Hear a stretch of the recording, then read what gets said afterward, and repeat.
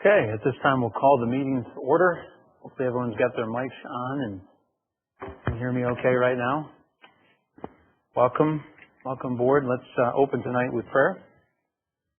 Heavenly Father, we thanks for the privilege of being able to come before you and seek your guidance and wisdom. We thank you that you are sovereign and in control, and when we feel out of control, we depend upon you and know, God, that you hold us in the palm of your hand. Thank you for this township. You care about the township and its residents, and we thank you for those that demonstrate that care daily, whether in their jobs here or first responders, volunteers, the fire department, and others. So many, Lord, that care, and even just neighbor to neighbor. Lord, we're thankful for where we live. We're blessed to be where we are.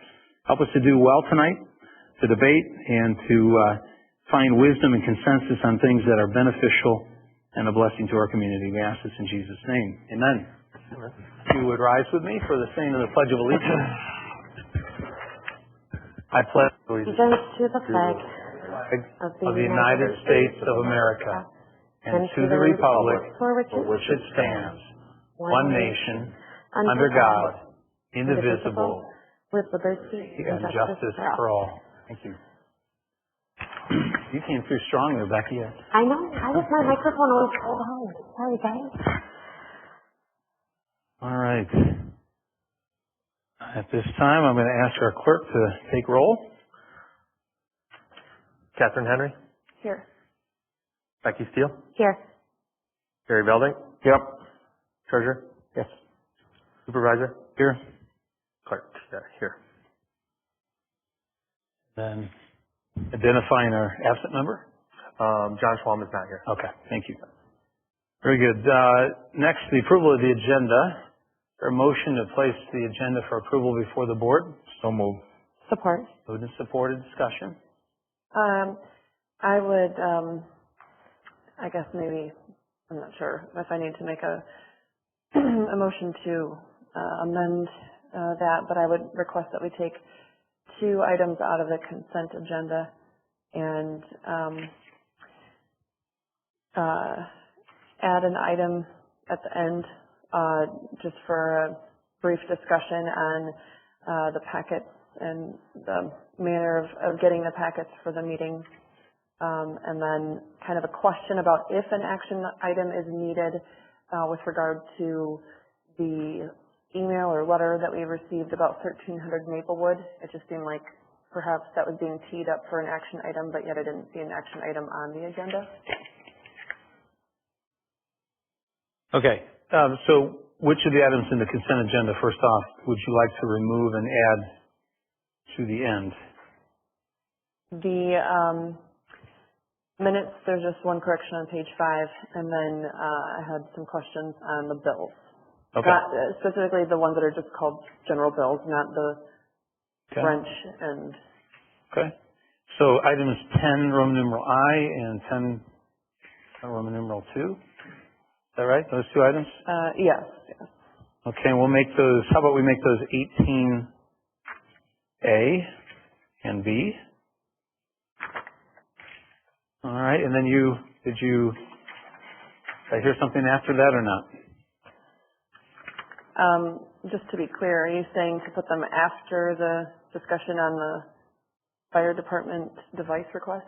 If there's a reason or rationale to put them elsewhere, I'm happy to do so. Were you wanting them right before? I okay. had some points that kind of related to that. Sure. So we'll call them 17A, 17B. All right. Anyone else? Anything else? Yeah, I'd like to add 2 items to the agenda. First, and this, I guess, could be 18B or 18.2. Schedule goal setting meeting. Tentative date, or at least discuss it. So not as part of discussion, but then you want an action item like an agenda Yep. item. Okay. We'll call it 18A because we called the other 17, so we still got A open. I guess I don't know if we just kind of skipped over it, but the talking about having a brief discussion and, in theory, an action item taken on the packets before our meeting. Could we reserve that for discussion and general information, or do you think it's something that's going to have to be moved and acted upon, as opposed to, you know what, I think here's a suggestion? I think it's important enough it would rise above just a mere suggestion at this point. All right.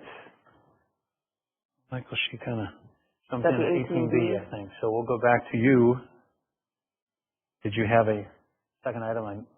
Second item would be, discuss 1300 Maplewood, the 1300 Maplewood property. Okay. Maybe 15B? Oh, for that one? Yep. Or 14B?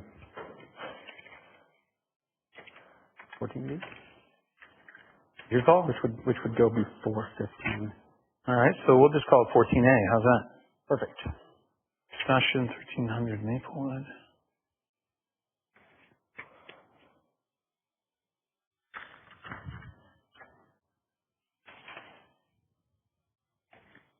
All right. Anyone else? Hearing none. We have a motion before you. Now it's been amended as the proposal for the agenda tonight. Do we need another motion for that to amend? Let's have a motion then, according to the amendments that have been suggested. Yeah, that was kind of my motion, was to All right. get us going on that. Moved and supported. Discussion on the amendment of the agenda to add the items that were mentioned. Hearing none. All in favor, say aye. Aye. Anyone opposed?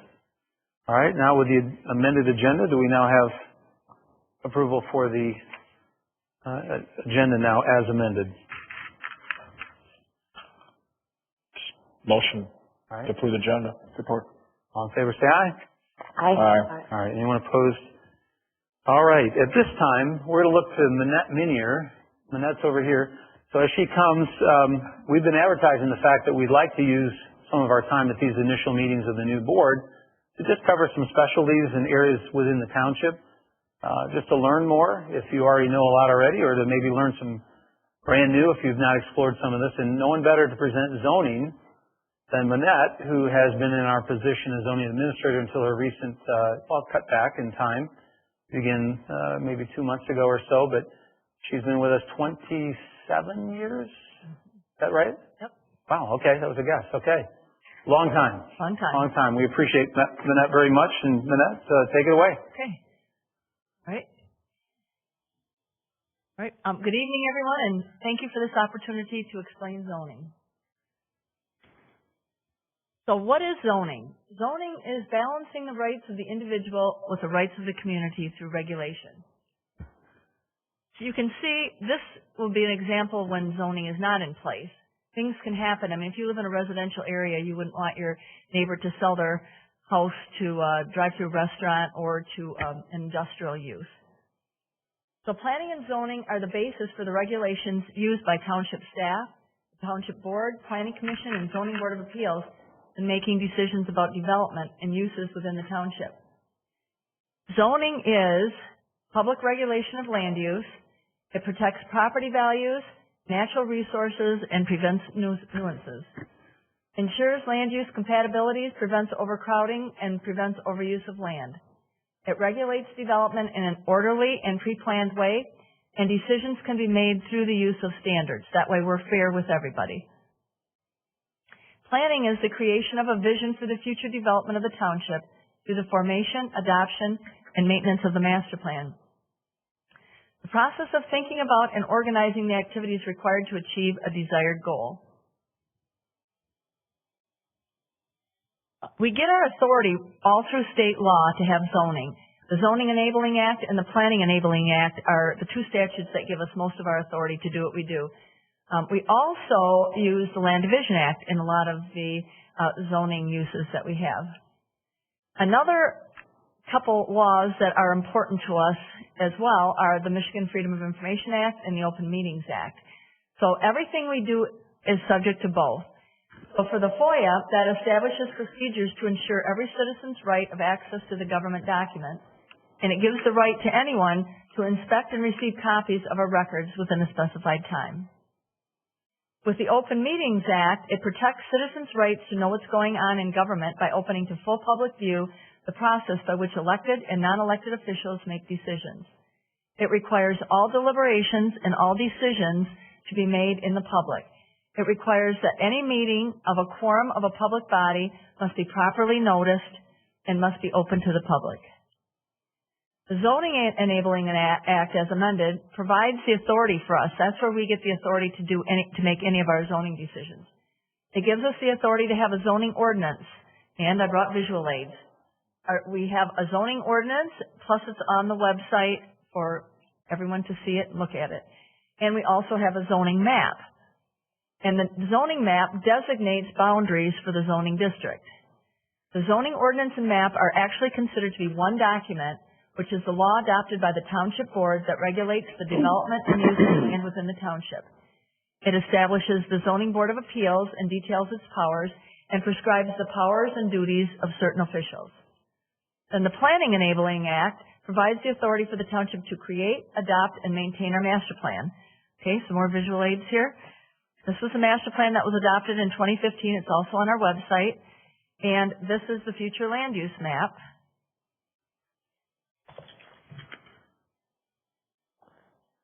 That designates the boundaries again, just the same thing as the zoning ordinance.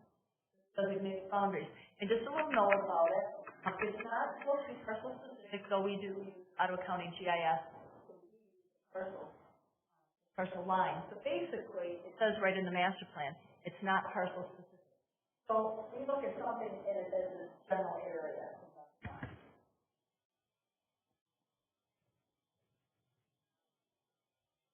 Okay, it also gives us the authority to have the planning commission and provide special zoning provisions.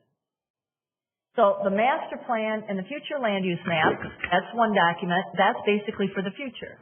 It consists of text and the map showing future boundaries for the zoning district. It provides a snapshot of the current township along with goals for the future and provides long-range guidance and policy.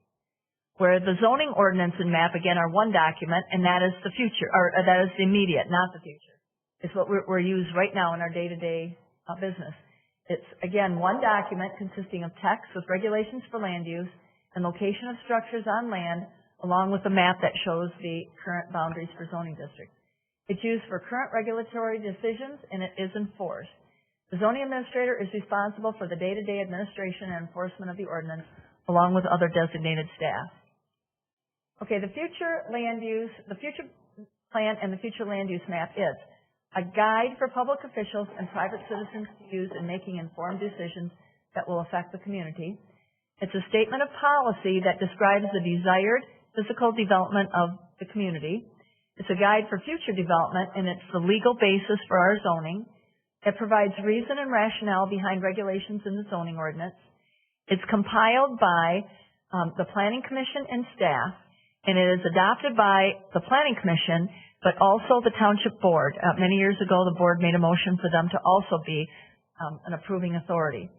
So the future land use map shows the boundaries for the future zoning districts described in the master plan. It's reviewed every 5 years or more when necessary, and we are already beginning to review it in 2021.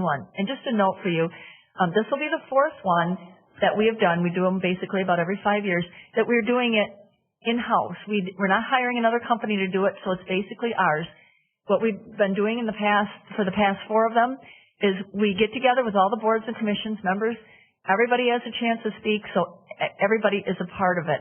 And then staff and the Planning Commission work on it, and then eventually there are steps that go with it. We present it to the board. If the board has information, they can send it back to the Planning Commission if they want something changed or some revisions. So it's basically a cooperative effort with all the boards and commissions and the Planning Commission and staff. And the reason that's a good thing is because then everybody has ownership in it.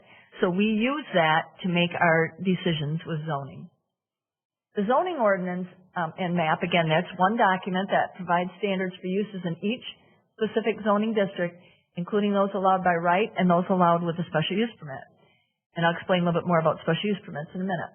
It regulates development, including minimum lot size, width, height of structures, placements of structures on a lot, and density. So if you live in Georgetown Township and you live in an LDR district, you have the right to expect that your neighbors are not going to build a house closer than 10 feet to their side lot line. that everybody has a 40-foot front yard setback, 40-foot rear, 10 on each side. You have the right to expect that everybody in Georgetown Township has to meet those minimum standards. So the zoning ordinance and map is a compilation of the ordinances reviewed and recommended by the Planning Commission and adopted by the board. It's constantly reviewed and amended. Basically, up until this past year, which now we have probably about 6 items we have been reviewing a little bit, but we will review more in 2021. This was a busy year, obviously, with all the elections and then with COVID. But so it is something that we look at as far as the Planning Commission is concerned every couple months. And we revise the ordinance regularly and talk about it. Keep up with certain things like, not that long ago, the mobile food trucks became popular, so then we address that. And when certain things come to our attention that we need to amend the ordinance, then we look at it and amend it. And so the steps are, the Planning Commission reviews it, they hold a public hearing, and then they make a recommendation, then it comes to the board. And then the board would be the approving authority. And note, all the ordinances are for everyone. Everybody who lives in Georgetown Township or has a business has to abide by our zoning ordinances. The zoning map divides the community into various districts or zones and describes regulations on use, building structures, and land within the various zones. It's also a police power regulation adopted to protect the public health, safety, and welfare. It prevents incompatible uses from locating in an area. And just for a note on this too, back in 1980, the industrial park was approved. Well, there are some houses that are next to that, and it's not a good thing because the industrial park has noise, operates sometimes a little bit later on in the night, and it's not good to have like a residential use next to a very intense use like an industrial use. So that's what we look at to try not to do. It prevents nuances through setbacks, green belts, bufferings, and screenings. Prevents overcrowding by instituting density and intensity provisions through lot sizes and setbacks. And this is important for density because sometimes you're going to see PUDs come to you, planned unit developments, with somebody wants to build condos instead of houses. But we still keep the density as the same number as it would be if it was houses. And then it creates desirable and harmonious places for people to live, work, and play as a means to an end of building a community that is based on goals. While zoning regulation constrains the use of land and arrangement of uses and structures on the land, it protects each property owner from the uncontrollable actions of others. Land uses such as junkyards, concrete batch plants provide valuable services to the community, but their appropriate location is not adjacent to a residential area. Zoning actions run with the land, not the individual. So if a business gets approval to locate somewhere and another business comes in, even it's the same business, they have the right to be there. Each district lists the permitted uses of land within that district, such as residential, commercial, or industrial. And this is interesting because it's different than what you would expect. If a use is not listed, it's not allowed. It's only allowed where it's listed. And obviously, we can't list every single use there is in the whole universe. So basically, it's the zoning administrator's responsibility to determine if a use fits a certain category. And then if the person doesn't agree with that or doesn't agree with any decision made by the zoning administrator, they can appeal that decision to the Zoning Board of Appeals. Okay, and then the list of land uses includes those that are allowed by right and then those that might be allowed with specific conditions, and those are called special land uses. And they have extra conditions that they have to meet. Some applications require a public hearing to be held at the Planning Commission, such as plats, rezonings, PUDs, and special use permits. And PUDs are required to have a public hearing at the Township Board too, which you have one tonight on your agenda as well. So a public hearing was held at the Planning Commission, and you will also hold a public hearing here. And then for public hearings, notices have to be published 15 days or more before the public hearing, and property notices are sent to the property owners within 300 feet of the subject property as per the Zoning Enabling Act. And at your last meeting, you approved the contract with the Grand Rapids Press, which is to publish those notices. And also there has been movement in the legislature to get rid of that requirement and let us just publish on our website, which we all are hoping that will happen. Okay, here's an example of a district I don't want you to have to read this, but it shows you the permitted uses in the LDR district, such as a single-family home that's permitted by right. But then you can see, I'm not going to go through them all, but you can see churches and daycare centers are some that are allowed in the LDR district, but with a special use permit. So that means they have to meet additional standards. So, for example, there's 4 general standards that all special uses have to meet. Be designed, operated to be harmonious and appropriate in character with the area, or be served adequately by essential public services, not create additional requirements, and not involve uses that are detrimental. All special uses have to meet those. But then some of them have additional specific standards. For example, a church. Now, if you live on a subdivision street, you don't really want a church going in a house next door to you. You want it to be in a bigger property on a bigger street. So those are the specific standards for that. Same thing with daycare. So that's a little bit of an idea of the differences between those allowed by right or those with a special use permit. So we have 2 bodies that basically administer the zoning for the township, and that's the Planning Commission and Zoning Board of Appeals. Both bodies have adopted their meeting procedures that regulate public comments and how they conduct their meetings. Decisions are always and only based on the standards of the ordinance, and that is it. If they meet the standards, they get approved. If they don't meet the standards, they don't get approved. My friends always say to me, why are you letting another pizza place come in? Why are you letting another oil change place come in? Well, the point is, if they are in the district where the use is allowed and they meet the standards, we have to allow them. We can't say we don't want another pizza place. So every decision that we make based on our zoning applications are always based only on our standards in the ordinance, and also general standards. We can apply those as well. If a site plan provides all the elements as listed in the ordinance and complies with everything, and the use is allowed in the district, the site plan must be approved. About 5 years ago, the township reviewed the ordinance big time, and we took out a lot of the uses that used to be special uses, and now we have them approved just as a site plan. And because there's no discretion, we actually brought those in-house to be administratively approved, which is more user-friendly to the businesses because we approve those, 2 to 4 days max, and they're out the door. They don't have to wait for a planning commission meeting. So let's see. Additional options or ideas may be presented to the applicant, and the applicant may choose to comply if we say, hey, it would really be nice if you put extra landscaping in this area, but they only basically have to meet the minimum standards. Conditions of approval may be added if they're reasonable and intended to protect natural resources, public health, safety, and welfare, related to a valid exercise of police power, and necessary to meet the intent and purpose of the ordinance related to the standards established in the ordinance, and necessary to ensure compliance with standards. So, for example, somebody came on the site plan and you're required to have 1 tree for every 25 feet of your width, and you have 110 feet of width, then you'd be required to have 5 trees. And if they only show 4 trees, well, we can approve it and say with the condition that you add an extra tree. And all of our development comes with the condition that they have to get a stormwater drain permit. Nobody on our staff is an engineer for water. So we basically rely on the Ottawa County Water Resources Commission. So every development has a condition of approval that they have to get the stormwater drain permit from the Ottawa County Water Resources. But basically, the only time we can add conditions, which you will see on the PUD, is if it helps them to meet the ordinance, and if it shows in the future that they will meet the ordinance by complying with those conditions.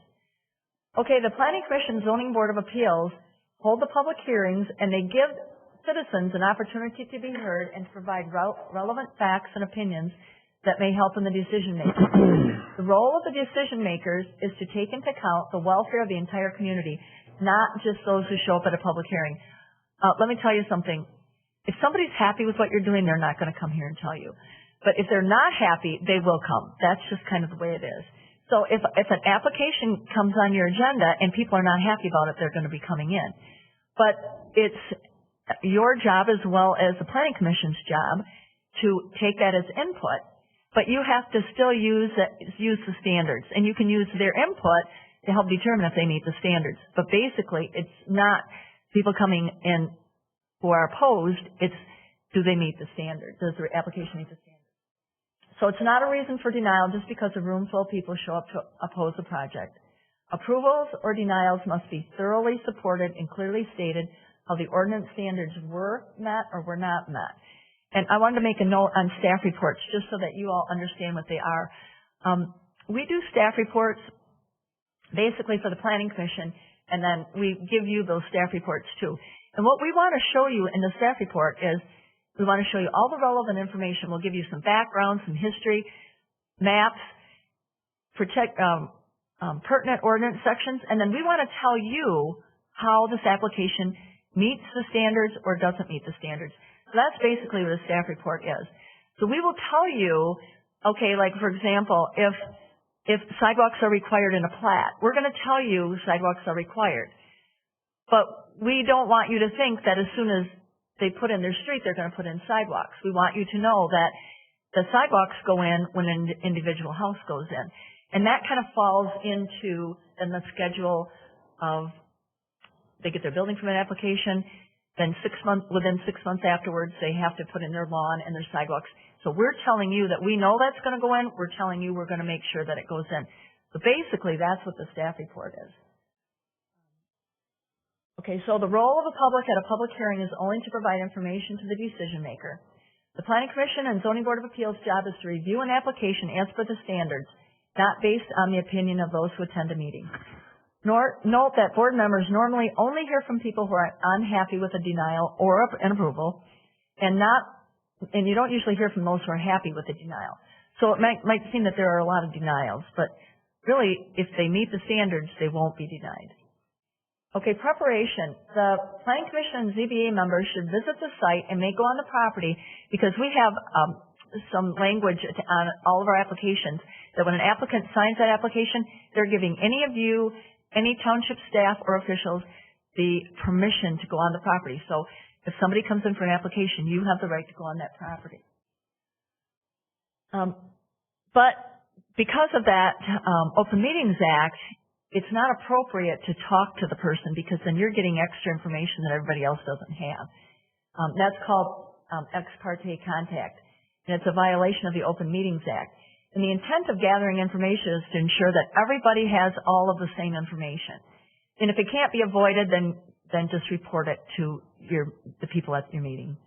And then there's called conflict of interest.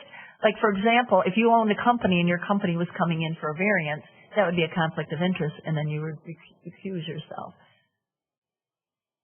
Okay, applications and Planning Commission reviews. Site plans for the Zoning Enabling Act, it's a document and drawings required by the zoning ordinance to ensure that a proposed land use or activity is in compliance with the zoning ordinance and other laws and ordinances. There's no public hearing for a site plan. Approvals or denials are solely based on ordinance standards. Straight site plan for uses allowed by right, again, are administratively approved because there's no discretion. And another little note here. We don't deny site plans. What we do is we say, we give it back to the person who applied and we said, okay, your setbacks don't meet the ordinance requirements, so revise it and bring it back in. We don't just deny it. We just keep telling them over and over again, this is what you need to do. We don't approve it until they submit a site plan that meets the ordinance. Rezonings and ordinance amendments. Remember, the zoning ordinance and map are one document, so basically that's the same action. They're reviewed and decisions are recommended by the Planning Commission, where the public hearings are held, and then acted upon the board. The rezonings are changes to the zoning map and are reviewed using the 3 C's in the ordinance, which your next meeting you are going to have 3 applications for rezonings on there. So you'll see, is it consistent with the master plan? Is it capable of being used for the uses? And is it compatible with the area? So we're going to give that to you, and we're going to give you our opinion on if it does meet those standards, and then you'll be the one, Planning Commission will review, hold a public hearing, give you a recommendation, and then you will determine if you concur with that recommendation. Okay, so let's see. Okay, and ordinance amendments are changes to the zoning ordinance text. And revisions can be initiated by the Planning Commission, and they regularly are. The Planning Commission all the time comes up with ideas of things that need to be changed. Or actually, it can be brought by the liaison from the Zoning Board of Appeals, which that's going to happen because we just had a Zoning Board of Appeals meeting and they determined that they're going to bring a possible ordinance change to the Planning Commission. Or the board, if let's just say people bring information to you and say, we really think that we should have XYZ. So you'll talk about it, and then what you can do is you can initiate it or refer it to the Planning Commission. If you refer to the Planning Commission, then you can just, give them your ideas and say, could you please review this for us? Let's see. Oh, and then a resident also has the opportunity to submit an application and pay to have you review a zoning ordinance change.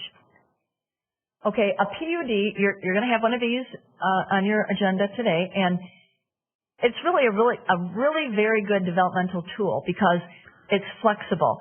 Okay, so if somebody wants to put a commercial building in, they have to meet the setbacks for the commercial district. But if somebody comes in with a PUD, it's flexible zoning. They can say, okay, we're going to ask you if we can have a little bit shorter setbacks, and then maybe we're going to use our open space for something else, like Lowing Woods. You all know where Lowing Woods is. They have smaller front yard setbacks, rear yards, side yards, but then they have open space. They have a pool. They have other open areas for the use of the whole small community there. The one that we're going to see tonight is, in fact, we've got our applicant here with us, and it's for the old Kmart site. So he's got a proposal, and you're going to look at that and determine if you concur with the development. But to be a PUD, it's a win-win for the township and the developer because in place of some of the things that we grant deviations for, they provide to the community some other good things that we want. They're going to have more landscaping, more walking paths. They're going to have coordinated architecture, so the whole area kind of matches, looks like it goes together. So that's really a nice thing. We really like PUDs. It's a good way for us to get a really good development, and it's a good way for the developer to get a development that they want as well. So I'm going to go over that a little bit, just that staff report, so that when that does come up on your agenda, then I can kind of explain a little bit of what some of that means to you. Okay, another application is the preliminary plat, which is the subdivision of land into lots that meet minimum standards. And there's 3 steps to this process, which you will be acting on these regularly because we have a lot of development going on. But the preliminary layout, that's the number 1 step. They come in. That goes to the Planning Commission. There's a public hearing there. They review it.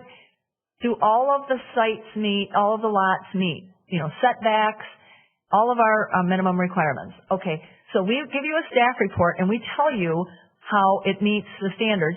But we also tell you how it's going to meet the standards in the future. Like, for example, your sidewalks. We tell you that they have to put the sidewalks in. Or we also tell you, which,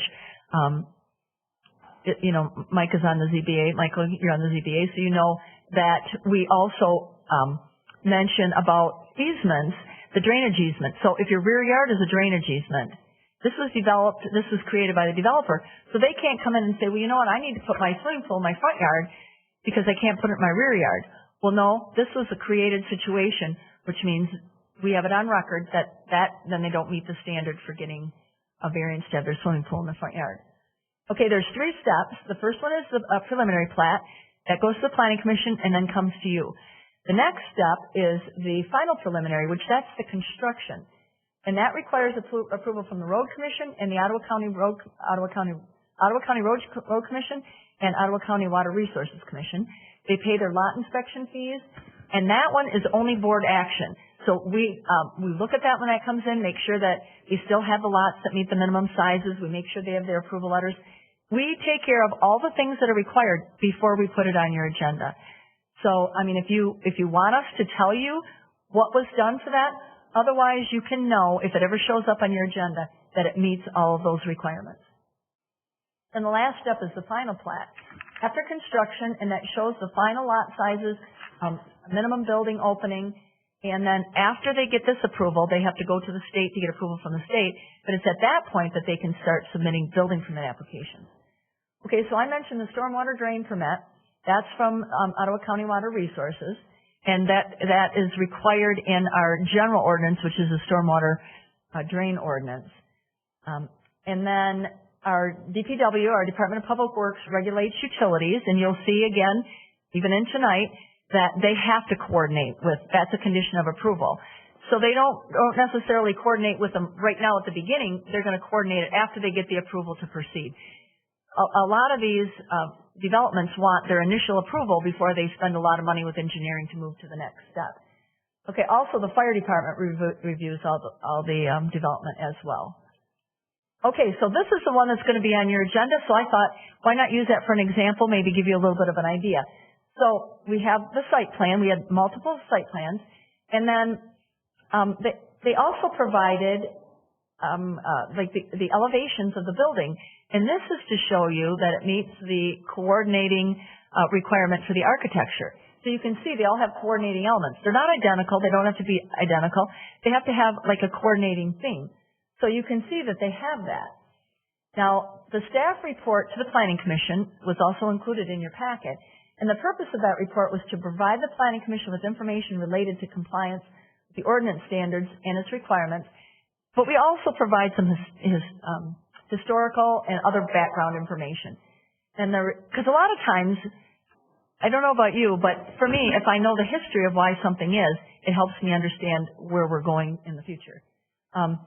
The report specifically details all the ordinance standards and how the proposal relates to these standards, including the strict qualifying conditions that must be met. There are some qualifying conditions. A minimum size has to be owned by the same person, has to have open space, has to have paths.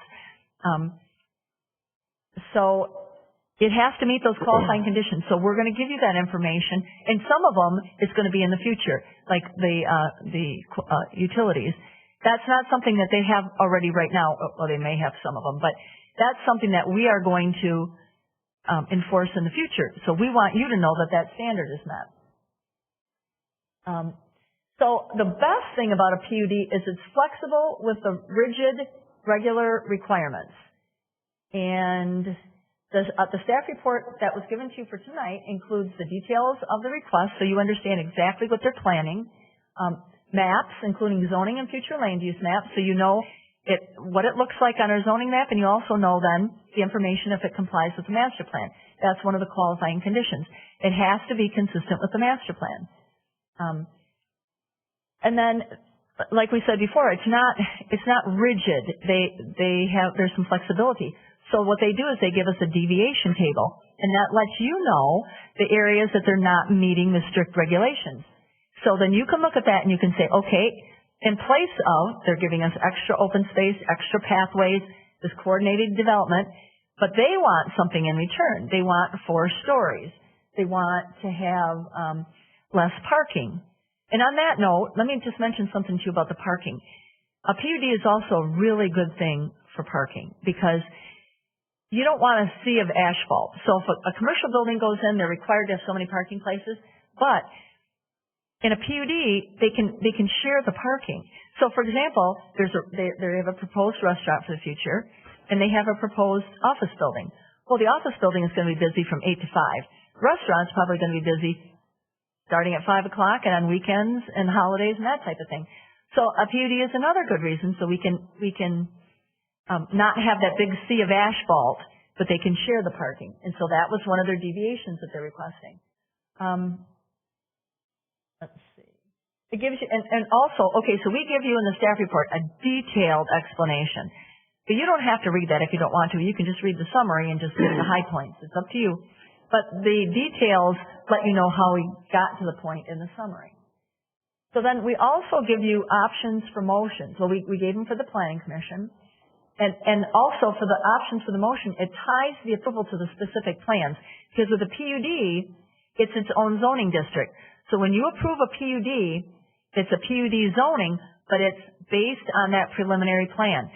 So they can't get this approval and then tomorrow come in and put in condos because they don't have approval for that. Their rezoning to PUD is based on this preliminary plan. So we tie it directly to that plan. Okay. Okay, and the Planning Commission and you as well will take information from the staff report, and that doesn't mean that this is gospel. You can say, well, I agree with that, but I think that they should do this or this or this, and that's fine. That's what the Planning Commission does as well. And you can see if you read the staff report and looked at the minutes, they did change a couple little things. Also, the staff report. When you make a motion, you'll see in your proposed motion always says to adopt the staff report as finding of fact. And the reason is so that becomes part of the record then. So the staff report then and the information in the staff report becomes part of your minutes. The Planning Commission holds a public hearing and makes a recommendation to the board for the rezoning based on the preliminary overall plan. And then the Planning Commission approves the final development plan. Okay, so the staff report for this PUD coming before you shows how each section of the PUD ordinance and how the proposal complies. And then we provide you a summary. The summary lets you know what are the deviations. Where you can see the deviation was having a hotel and allow the height of the hotel to have 4 stories, to have less parking, and to have a smaller front yard setback in front of Dunkin' Donuts. Well, the reason for that is because that was existing before and it's non-conforming. But we're going to include this in it. That's going to take away the non-conforming status. And then the rear setback, our ordinance requires green belts whenever you have commercial use adjacent to residential use. Well, there's quite a bit of land back there with all natural types of things. So they are asking the township to accept what's there, the natural buffer, to be the buffer rather than putting in, planting more trees. Okay, and then conditions of approval, we are going to ask for conditions of approval for you all to approve the conditions of approval, and then we make sure those conditions of approval are satisfied before they come in with their first building permit or application for land split or whatever. We will make sure that those conditions are fulfilled. So one of the ones was the bond for the pedestrian bike path, and they have actually already provided that, so that's been covered. And then they have to bring their utilities to the site, and they're going to organize that with the DPW department, and we will make sure that that's taken care of. They need their stormwater drain permit for each building, and we want that. The township wants that because we want to make sure their stormwater is all managed before they start building. And then they're required to have a recorded PUD agreement. Every PUD has a recorded PUD agreement. So they are recording this agreement that they are going to build this as they're telling us they're going to build it. And that is good unless they come in the future for a revised PUD, which you're actually going to see one of those coming up in a couple months as well. And then they'll have to submit a revised PUD agreement. Okay, and then I thought another example I give you quick is the Allward Estates that you already saw. On your next meeting, you're going to have the final preliminary for Allward Estates. But I thought I'd just go over the staff report just so that you know when you see this what it means. So the staff report gives you the complete details of the request, gives you a map, and then a checklist with corresponding statements in the summary, and I'm going to show you that. So a summary from the details contained in the graph, it has corresponding letters, so you can go there and see what we mean by that. An option for the motion, which ties the approval to the specific plans, includes conditions of approval, along with the adoption of the staff report as finding of fact. And the Planning Commission takes the elements provided in the staff report to make their own decision and may occasionally deviate. They take our information. They don't have to blindly go along with what we say. They can say, well, wait a minute, I disagree with that. And they have done that in the past. The Planning Commission has, and the board as well. So this is the checklist that you will get in most of your staff reports. And you can see that those are the things that remind us, okay, this is what we have to look for. And then if there's something we want to tell you, we put a note in it. So we give you the summary, and then we'll explain to you what we mean by that. What we're doing basically is we're telling you how that proposal meets the ordinance. And then we give you the option for your motion. Okay, and then we also have the Zoning Board of Appeals. The state law recognizes that you can come up with this nice zoning ordinance and your zoning map, but you can't anticipate every single situation. So they give the Zoning Board of Appeals, so a resident or business owner has the opportunity to go to the Zoning Board of Appeals and ask for relief from the requirements of the zoning ordinance. However, you can't just be willy-nilly and, I really like you, so I'm going to let you do whatever you want. There has to be standards that have to be met. And those standards have to be met for each application, and that's how we have to be fair. We have to be fair and act in good faith, so we use those. So, when ordinances are adopted, they're in effect for everyone and every property owner within the entire township. However, both the Zoning Enabling Act and the zoning ordinance recognizes that although much thought is put into crafting these ordinances, there may be occasions that don't fit the ordinance. Consideration may be given to grant a variance from the requirements of the ordinance when those specific standards are met. And they're incorporated into our zoning ordinance, and they come directly from the state law. And they're required to be met. And it's because we want to treat everybody equally and consistently. So the role of the ZBA is to hear and decide upon appeals from any order or decision made by the zoning administrator and administration of the ordinance. Somebody doesn't like any decision that we make here, they can go to the Zoning Board of Appeals. But basically, the day-to-day operations are the responsibility of the zoning administrator. Okay, to interpret the provisions of the ordinance or classify a use that is not mentioned in the zoning ordinance, and then to authorize upon appeal specific variances from the requirements of the ordinances when they meet all those standards. Okay, somebody wants to have their accessory building 3 feet from the property line instead of the 5 feet. Well, their whole backyard is a ravine and they have one small spot. So if we can make sure that they meet the standards, then they're granted the variance. Note that it's not the role of the ZBA to write, adopt, or review zoning ordinances or attempt to change an ordinance, even if they don't like it or agree with the ordinance. So if the ZBA doesn't like an ordinance, they have a liaison on the board, and they can, a liaison on the Zoning Board of Appeals, and they can bring that back to the Planning Commission or the Township Board and say, I don't like this ordinance. In fact, Michael did just that a few years ago when somebody came in for a rear yard setback in an industrial district, and they wanted to have 20 feet instead of 40. Well, they were adjacent to another industrial district, so that was brought to the Planning Commission, brought to the board, and now it's changed for the ordinance. So while the application did not meet the standards for variance, it made sense, and so we just changed the ordinance. Okay, note that a majority of the membership must be present, and a majority of the membership must vote to grant a variance. So there's 5 members, 3 have to vote yes. You can have a minimum of 3 there, but it's obviously the advantage of the applicant to have more there in case somebody votes no. Okay, membership includes a representative from the board and from the Planning Commission. Okay, so even if it does not meet the standards, it should not be granted. But if you think it's still right, then maybe we should change the ordinance to be fair for everybody. Okay, I already told you about Ellen Boss. And then another one was many years ago when Baldwin was widened, it made all the signs up and down Baldwin non-conforming. Well, we don't want everybody to leave their old non-conforming signs up that need maintenance and need repair and that need to be fixed or replaced. So we changed the ordinance. So we allow those signs now, as long as they meet everything else, to be located in the spot where they are. Okay, reminder, members should visit the site, but should be refrained from any conversation with the applicant outside of the publicly noticed meetings because that's a violation of the Open Meetings Act. And for consideration, the ZBA should gather the facts. Read through the applications, the ordinance requirements, history, staff reports, look at the master plan, look at the physical characteristics of the property and surrounding area. Get input from the people at the public hearing. But remember, that's just to help you understand the situation. And it's only fair if we use the same standards for everyone. If a variance comes in and does not meet those standards, the Zoning Board of Appeals does not have the authority to grant the variance. Okay, and it's not the job of the ZBA to try to help the applicant to find a way around to avoid an inconvenience. Already, both the Planning Commission and Zoning Board of Appeals have sections in the ordinance that require the applicants to come and meet with us for a pre-application meeting, and we will do everything we can to figure out a way to help them accomplish what they want to accomplish by meeting the standards of the ordinance.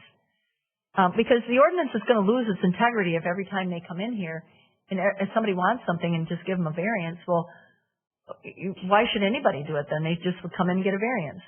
Okay, these are the standards. I'm not going to read through them, but those are the standards that have to be met. Okay. Sorry I was talking fast, but I wanted to get through a lot of this stuff, and if you have questions, I'm happy to answer them. Thank you, Minette. Very good. Very thorough. Questions, board members? I have a question for you. You mentioned, and it was in our documents too, that we would have to be provided with a recorded PUD agreement. I'm just curious, where is that recorded? Is that at the Register of Deeds? Yes. So that gets recorded, before we've even approved it though? No, that's a condition of approval. And so that's what I was saying. We make sure the condition of approval will be they have to provide that before they either get a building permit application or submit their building permit application or submit a land split application, which you'll see that coming up in your motion for your PUD. It's going to say the recorded PUD agreement must be submitted, the same thing with a stormwater drain permit, prior to either submitting a building permit application or a land split application. So when they come in with either one of those, we pull up the minutes of the meeting that you all approved. We say, okay, these are the things that you have to do, and we make sure that they've done them before we approve the zoning on any application. So between the PUD being officially approved, the plan for that, and then when they go to get their first building permit, that's when they record it at the registry? No, they can go record it. They can record it. They can record it any time. I mean, they know that they need to do it, and if they want to move forward, they're going to do it as quickly as they can. But they have to wait until you act on it, because you're going to give them the conditions of approval, which have to be included in that agreement. So, for instance, tonight, after you approve it, our applicant is probably going to get a PUD agreement as quickly as he can so he can move forward. Right. Okay. I think you meant if there, right, Nanette? Oh, yeah. Okay. Do you happen to know, there were a lot of legal provisions that you summarized in there, and that was pretty awesome. You kind of jam-packed it all in. Do you happen to know the ex parte communications thing, where in there it said that? In the open in the Open Meetings Act. You mean, I don't know the law by heart. Okay, I didn't know if you had a note there or anything. So yeah, okay. This is just something that we learn going to classes and seminars and reading, that we are not the deciding. Okay, like when the applicant comes in to us, we get all the information we can, and then we provide it to you. But if you are talking individually with them, then it's information just you have that everybody else doesn't have. So all the deliberations and discussions are required to take place like in an open meeting, so everybody can hear something that's whatever conversation that you have. But I don't know the section of the law. It just seems to put up I trust that's exactly what you've been trained in. The thing that struck me was that it just seems that it's a wall being put up in between when a constituent, asks something of us or, wants access to us, that we'd have to say, oh wait, you got to do that at a public meeting. Well, wait a minute. That's for the Zoning Board of Appeals. And for the Planning Commission. You all, and I guess I'm going to defer to Dan for that, but I think that you all have the authority to go talk to anybody anytime you want. But it would be inappropriate and a violation of the law if a member of the Zoning Board of Appeals went to somebody's house and said, okay, show me what you want, why you're doing this. You can go there and look at it, but to have a conversation, that would be the violation. Yeah, that's a question I always had too, is being a ZBA member. If there's not information in a staff report and I'm doing a site visit and I have questions, asking questions is one thing. Conversation is a different thing. So if you're getting feedback and inputting, you can ask questions and share those with the ZBA members once you return. Or you can always... Otherwise, you leave up a wall just like, well, you sure hope the staff found out all the questions you had and did their due diligence, because I can't ask you anything it's once you engage in that conversation. Is that correct?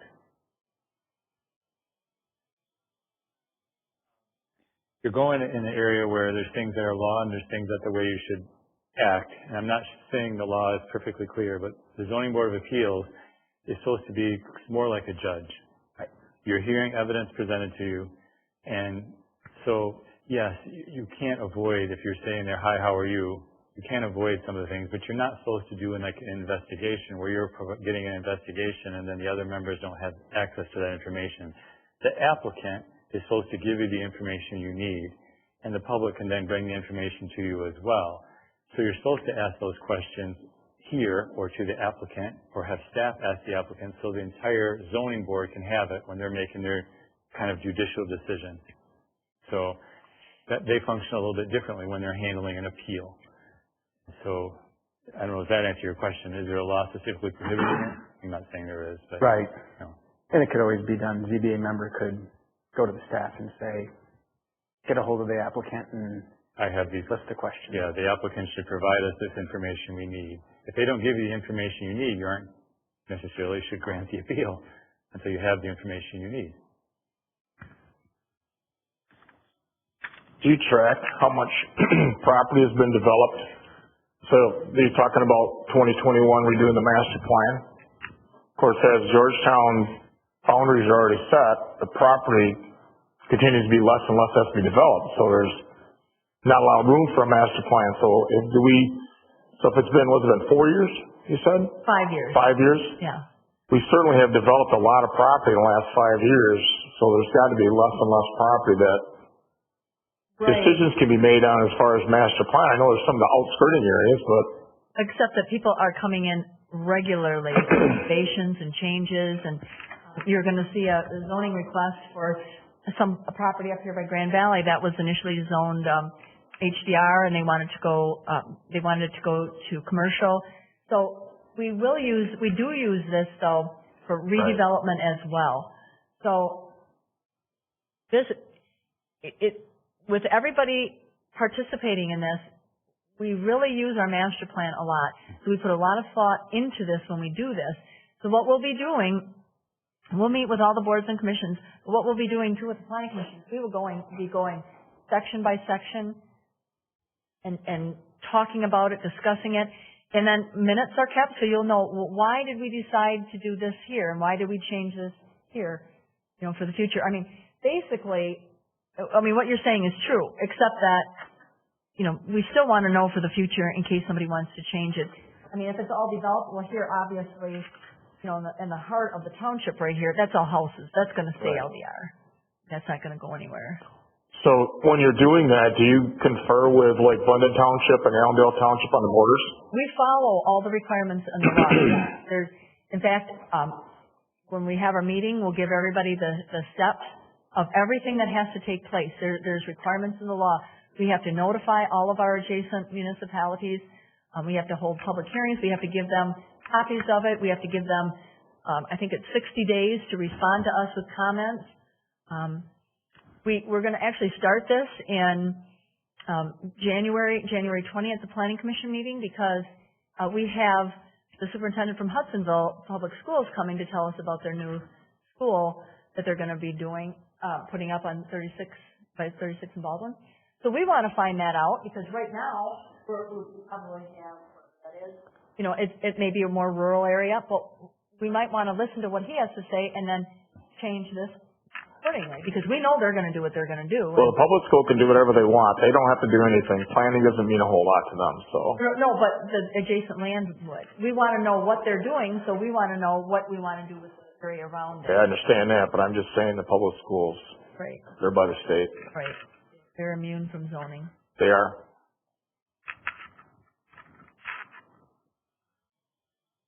Anyone else?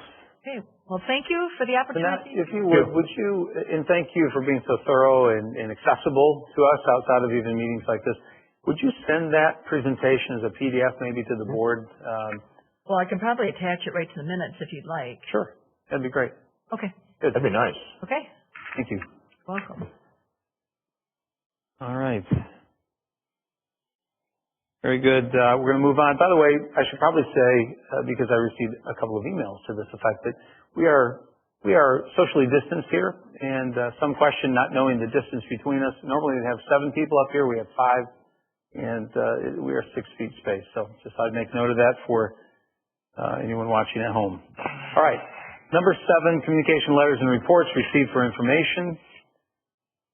Item 8, the very public hearing that Manette has been referring to, having to do with Wolverine Building Group, for which Mike Hausman is here this evening. And so we're going to hold a public hearing to begin with about this, and we're going to need a motion to open that public hearing. So moved. Support. Moved and supported. All in favor say aye. Aye. Anyone opposed? All right, so the public hearing on this PUD is now open. Does anyone from the public here tonight wish to address this item on the agenda? If so, step forward and state your name. Okay. Seeing none, we need a motion then to close the public hearing. So moved. Support. Moved and supported. All in favor say aye. Aye. Anyone opposed? All right, so the public hearing is now closed. We now move as a board to address the staff report and the findings and decision whether or not to adopt the resolution. So is there a motion to place that before us for consideration for resolution? So moved. Support. All right, moved and support is now before you. I'll just say, I know Mr. Hausman has come. He may have come simply to be here if you have questions, or it may be that the board's wish to have him step forward and perhaps give his synopsis from his point of view as the developer. Is that something that the board would desire? Otherwise, we'll utilize him as a resource for any questions you may have. So, all right. Not hearing it. Well, depending. So in sorting out the Planning Commission minutes, there were three things, I guess, stuck out at me as concerns that were raised by members of that commission. And from the minutes, it didn't look like any of those were really addressed. So one of them, the individual's here. So I'd like to know from Gary if the question was addressed, and if not, then to have him step forward and possibly answer it. But if that's okay. Perfectly appropriate. That's good. He's our eyes and ears there on that. Gary, Commission. the question that I saw, or concern I saw you raise that was in the minutes,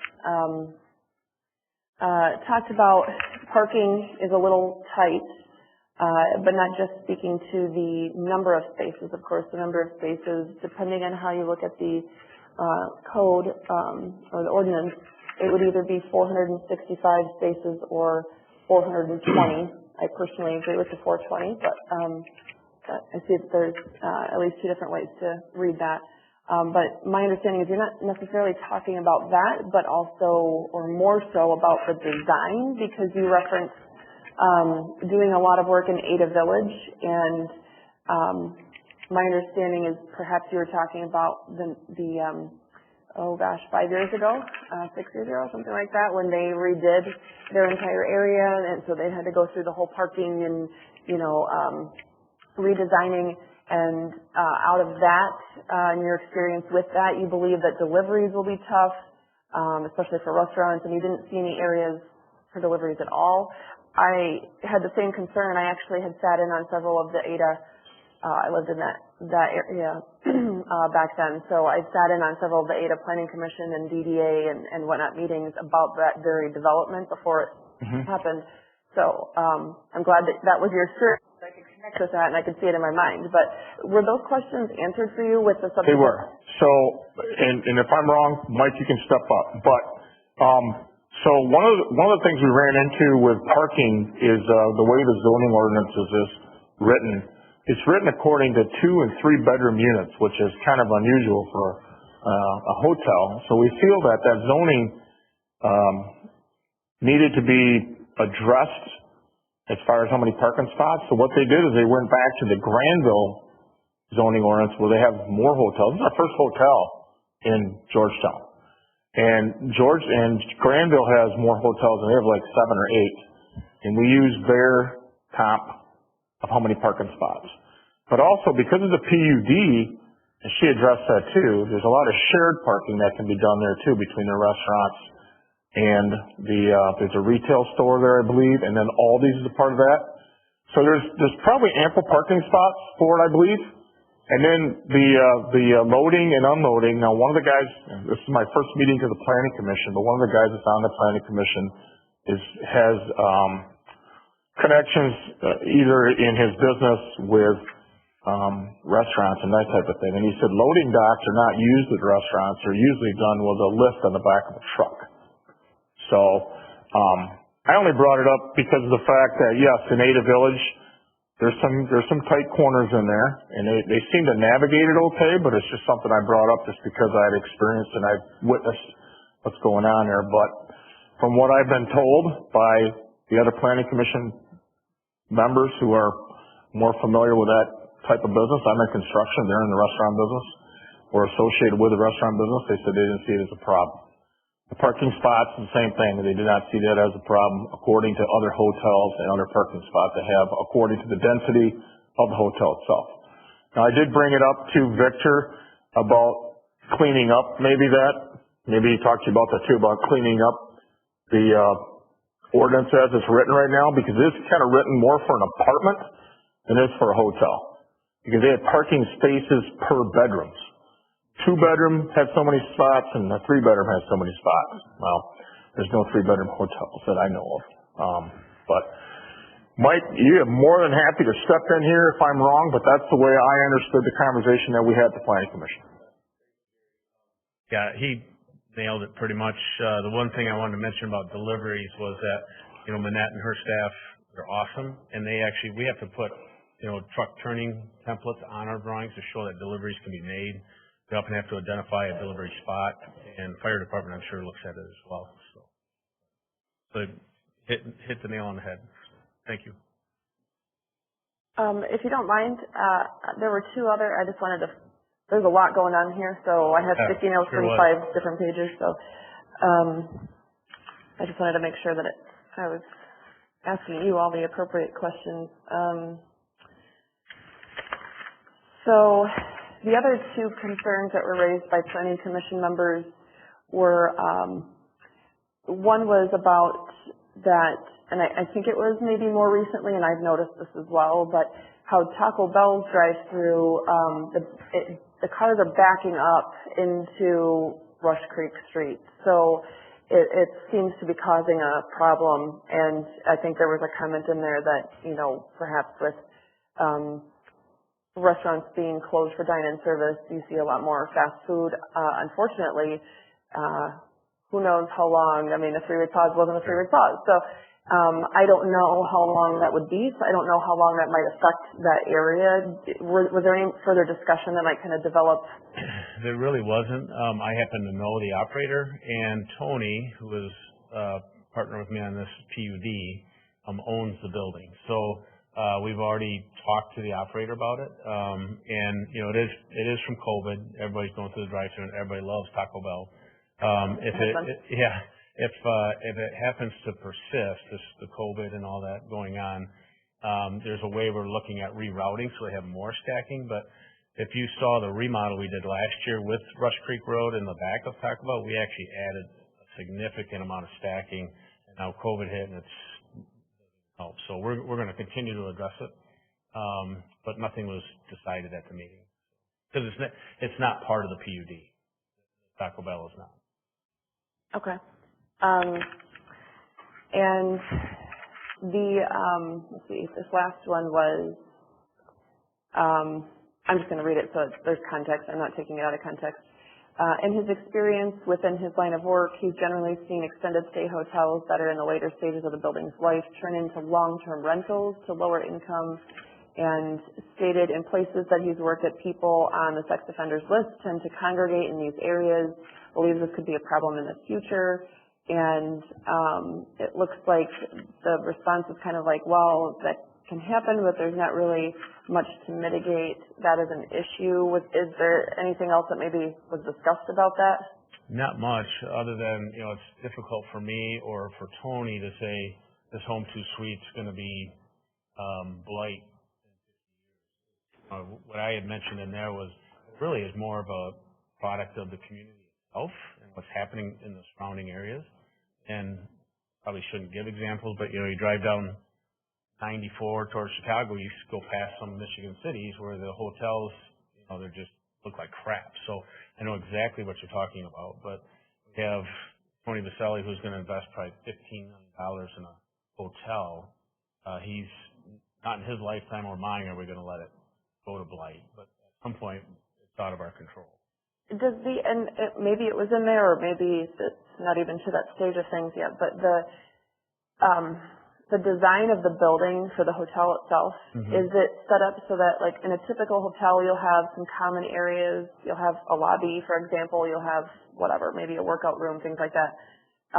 Does this hotel seem to have some of those community elements in it? It definitely has the workout facility. It has a breakfast nook where you get your free breakfast in the morning if they happen to serve it. It's part of the rental. They have 2 small meeting rooms and an exercise room.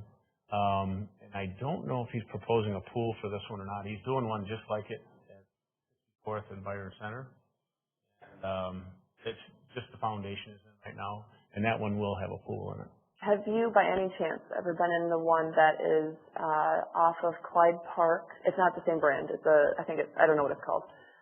But you can see it right from 131. It's in between Clyde Park and 131, between 44th and 52nd Street.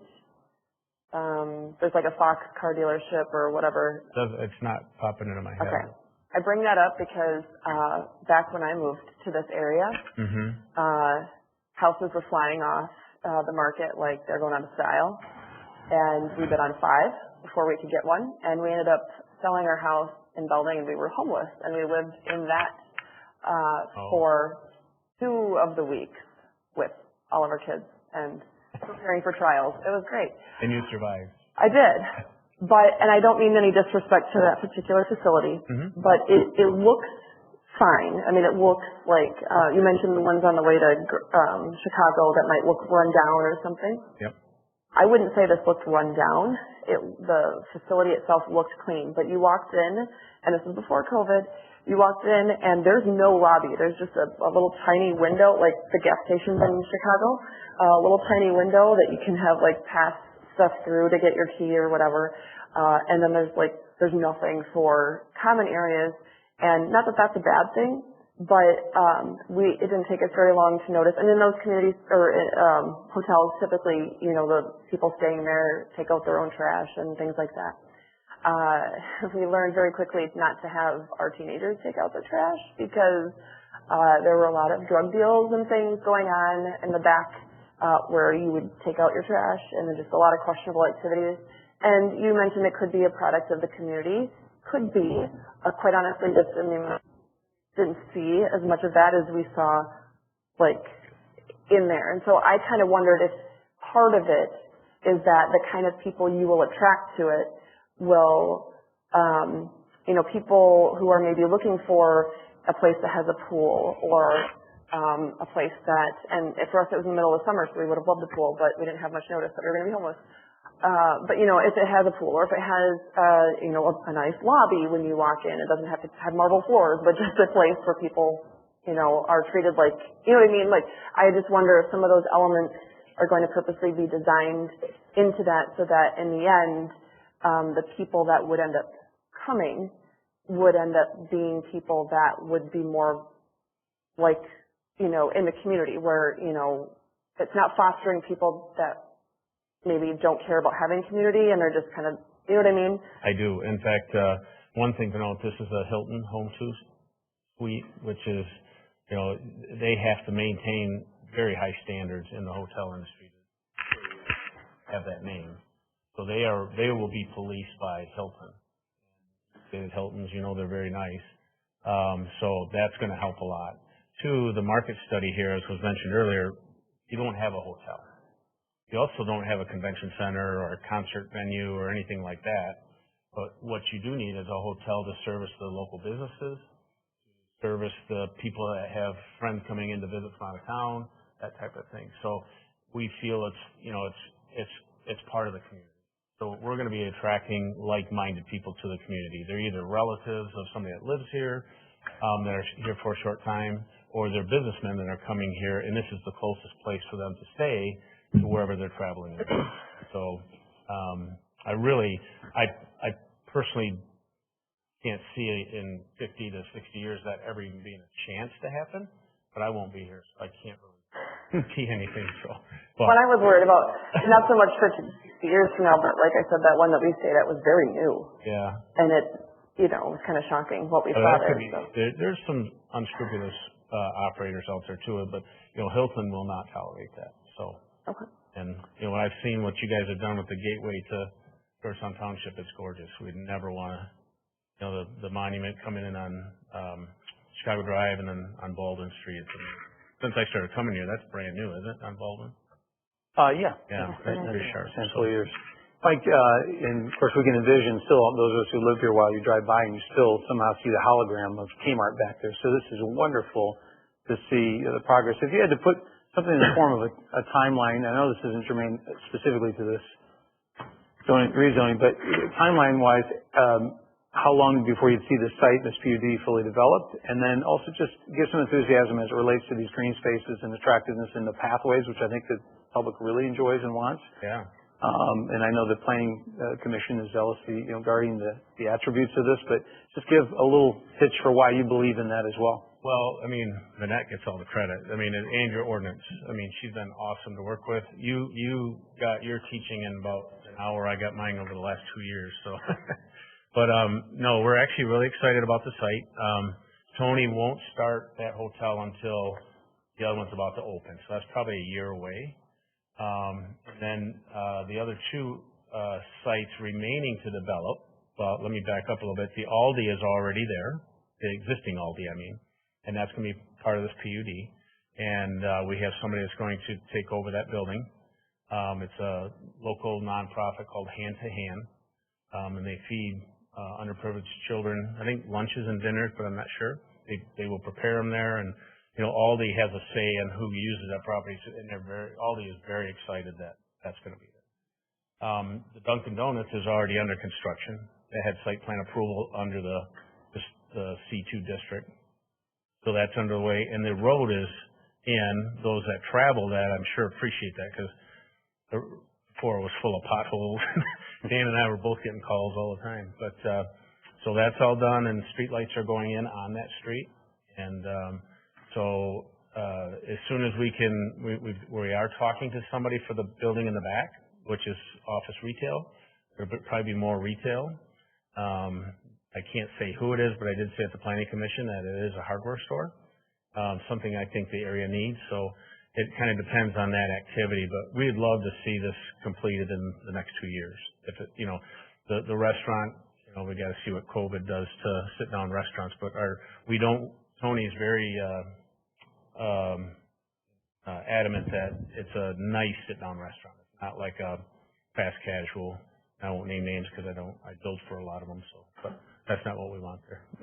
I do have one last question. I'm not sure if it's for you because I couldn't tell who generated this, if it's a staff report or not. It's called Rush Creek Crossing PUD Narrative. We wrote that. Okay. Part of the requirements. Yeah. Okay. And I figured that's kind of why I was going to ask you before you sat down. But I don't know if it's just perhaps the copy I'm looking at might have been cut off in some way because it doesn't even end with a period, or maybe I just don't understand the context. But the very last thing on this document, it says proposed restrictions. An existing site condo exists for this development that identifies the restrictions, covenants, et cetera, that will be part of the overall project as it develops into the future. Assuming that is the full sentence and it just missed a period, when you say that an existing site condo exists? Well, I don't know if I'm going to explain this properly or no. Oh, okay. It's so we have to be a site condo, we have to have a PUD. We have to have PUD approval to be a site condo. A site condo is a different way to sell lots or to sell property than like a plat. You heard Manette talk about a plat. That's a defined property that you sell with a deed. And then under state law, you can also do it as a site condo. You can do that for homes too. You hear of condo associations, type of thing. So that's what he's referring to in that paragraph. So I guess the part that I was confused about is that it said that it already exists, but doesn't the approval for the PUD have to come before? Okay, so you just have one in the works? Yes, we do. Yes. Okay. Actually, what ended up happening is a cart got before the horse. Okay. And that got recorded by an attorney, and it's sitting there, but it's not accepted by Georgetown Township until the land division, or until the PUD agreement's in place and the land division is done. Okay. That explains it. All right. Anyone else among the board for discussion or with Mike? Yes. I would say one quick question. I believe I'm correct in saying that there's only one request for a sign on Chicago Drive? Correct. Yep. And no interest on the east side, Main Street? At this point, no. We talked to Tony about that. We may come back. I don't know if you guys noticed that big boulder that's over there. And the little in-out signs that have been there for 50. Please take those out. Yeah, we will. That's actually Tony's. But The boulder, we might want to move that if we can figure out how to do it. And I'm just etch on there Rush Creek. So no advertisement for people in the PUD. I believe we're limited to one, or businesses are limited to one sign, currently our ordinances? Oh, okay, so that is one of the flex points. Well, could it be more than one business, essentially? Right, and I think non-PUD, you're limited to one, correct?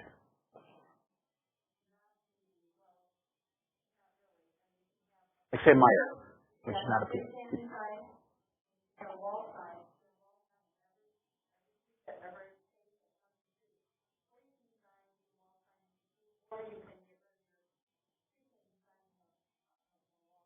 It's a square footage requirement, right? Yeah. It's just a square footage requirement, right? That you could divide up if you get 50 square feet, you could, okay. I do have, I don't necessarily have questions for him, but I do have comments or questions. Thank you, Mike. Appreciate it. But if anybody else does first. My two thoughts are, number one, I love to see hand-to-hand going into the old Aldi building. That makes me super excited. Hand-to-hand is a tremendous gift to Denison Public Schools. They fill bags, cinch sack drawstring backpacks full of food for students and deliver them discreetly to their lockers on a weekly basis.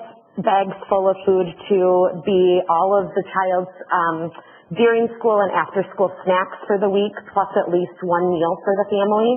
And schools identify kids who need those, and then they get that weekly food delivery. So to have them have the old Aldi space for more space to do that amazing ministry, I think is fantastic for them. And then my only other thought is that we had stayed at a Hilton Home 2 Suites in Bloomington, Indiana. My sister used to live down there, and so when we would go for long weekends and things, that's where we always stayed, and it is by far the nicest hotel that I've ever stayed at. And I was staying there usually solo with my three kids, two of whom were in diapers and washing bottles, and everything in a hotel room is not ideal, and it was just the perfect kind of home away from home for a long weekend visiting family. So when I had read that that was the hotel that was planning on going in, I got excited for this community because I can picture them serving a really good niche in this community of parents coming into Georgetown to visit their children and grandchildren when like us, we don't have a guest room for grandparents to stay at. So if they come in from out of town, it has to be a day trip or they have to find someplace outside of Georgetown to stay right now. And I can see it filling that niche very well for this community. So I'm excited about this. Okay, anyone else?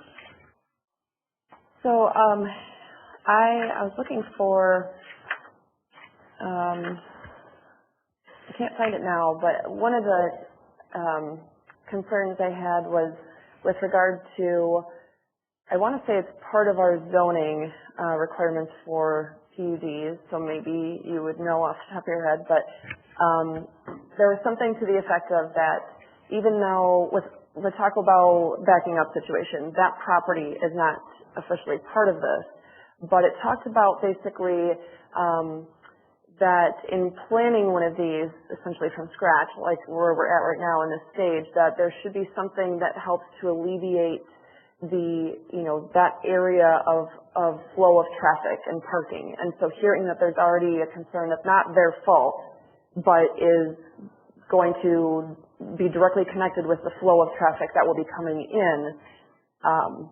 Do you know what part, it was somewhere in your report, I think, and I can't find it right now. Qualifying conditions of traffic. That's one of the qualifying conditions. Sure.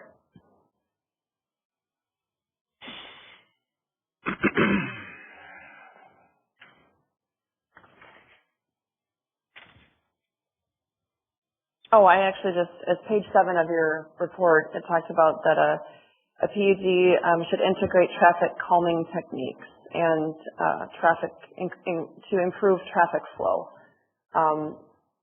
So again, it's not like you guys don't even have this built yet, so it's not your fault.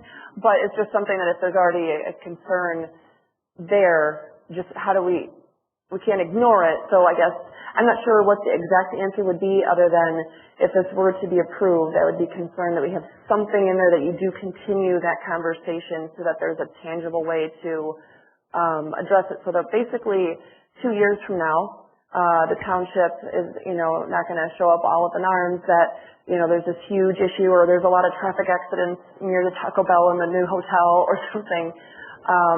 It doesn't need to be the new 8th Avenue and 44th Street, situation. So whatever we could do to be responsible for that, so that we're setting that up ahead of time. And again, I don't know if there's something that maybe somebody else with more experience on that particular front would have as a suggestion. So I guess, if anybody has comments on that, I had something else that's not related to that, but otherwise, I think my only other concern, first of all, I think it's,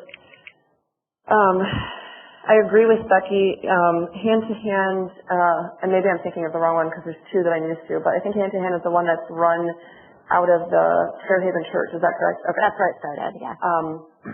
So I don't know if he's still doing it, but Jordan's a great guy. He was my connection there. I've worked at Wyoming Public Schools for several years, and they had the same program there. All of our students there were eligible, essentially, and it was a blessing to them. So to provide, I'm assuming, the first permanent house for this or home for this program, I think that would be an excellent thing.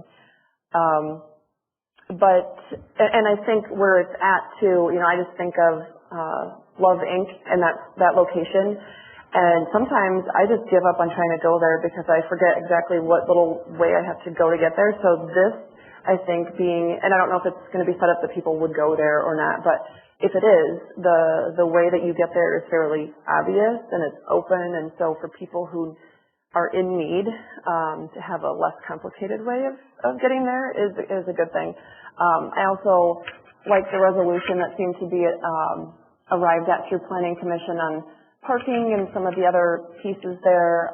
That was a lot to kind of digest to see how it went from one transition to the next. But I agree with that. I think it was great, and I applaud you I think it was you that had the initiative to kind of bring forth what Granville does and how their zoning ordinance is a little bit different, but it arrives at the same calculation.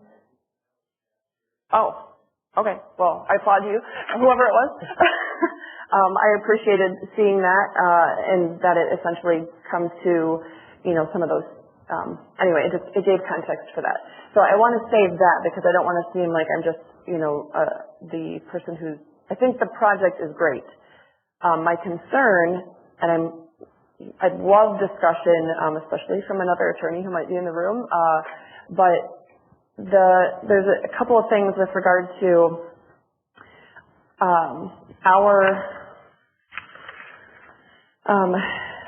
just kind of for ease of reference, page 8 of I think it's of your staff report. It references our ordinance that talks about permitted uses, and essentially the response, I understand this part is not the wording of our ordinance, but the response put in here or suggestion or whatnot is that the hotel proposal could be determined to be consistent with the text of the master plan, which indicates commercial uses that typically serve the entire community. Looking at that in conjunction with the bottom of page 4, the very last sentence, that the Planning Commission should determine if a hotel meets the intent of the community. Unless it just didn't make it into the minutes, I'm not sure that specific finding, so to speak, was in there. And then the reason why that's important, then I guess to put it in context, is page 7 at the top, page 7 of the same report. It references page 30 and 31 of the master plan language that talks about for planned unit development, excuse me, how it has varying densities of residential along with possible commercial uses with flexible zoning requirements. And the thing that caught me about that is it's referencing residential, and this doesn't have any residential. And the reason why that's important is, So our state law, MCL 125.3503, is the specific statute that talks about being able to do the planned unit development, and that you have to follow the requirements that are made to create the PUDs. Excuse me. And in our requirements, we're talking about being able, it's essentially envisioned or codified as having something where it's a different, varying uses of residential, and then adding in commercial, or adding in, whatever, a restaurant, or all the other pieces that are in here. The only thing that's kind of off from what our adopted procedures would be is that instead of residential, it has this long-term, hotel component. And several provisions of that statute keep referencing to that. So I understand that the nature of this, a PUD, is that it has flexible zoning requirements, and that's great. The problem I'm seeing is that the state law references 3 times in that same statute in different subdivisions that you have to go by what your requirements are that your township has adopted in the zoning ordinance in order to get a PUD approved. And it's referencing the residential component. But then the statute itself talks about the whole point. Basically, when you make that plan on how to approve these, it's talking about how it's going to provide better housing opportunities as one of the things. Like it talks about, bring in jobs and improve the economy and things like that nature, but it's talking about providing better housing. So that's, I guess, where I'm at is I'm concerned with the fact that it's not, the emphasis has been on that it's a hotel, that it's going to be bringing in people that are temporary, which is like by definition what a hotel is. And how can we reconcile that with this? Because the flexibility we're supposed to have isn't in whether they meet their initial requirements, but rather in the conditions that we're setting for them, and then signage or some of those other parking and height. I think it was great how all that worked out. So I don't know if anybody has any thought. I'm going to ask Manette or Dan if you wish to address that, and then I'm going to call for a vote, I think, after that. So does one of you respond to the concern? Mm-hmm.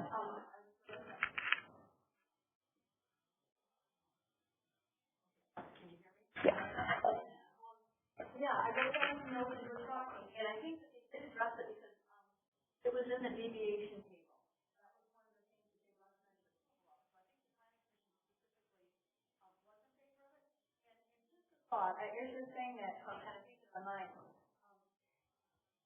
from my experience with zoning, right, I would not determine a hotel to be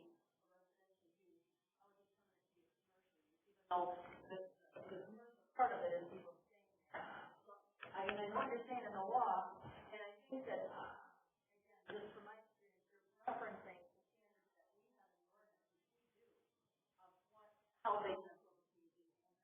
And I think that would include, our standards to qualify conditions, I think that's what they're referring to. And another thought that I had when you were talking about the traffic to be signs, some directional signs. And, maybe they would need to know where they need to go next. Maybe that's something that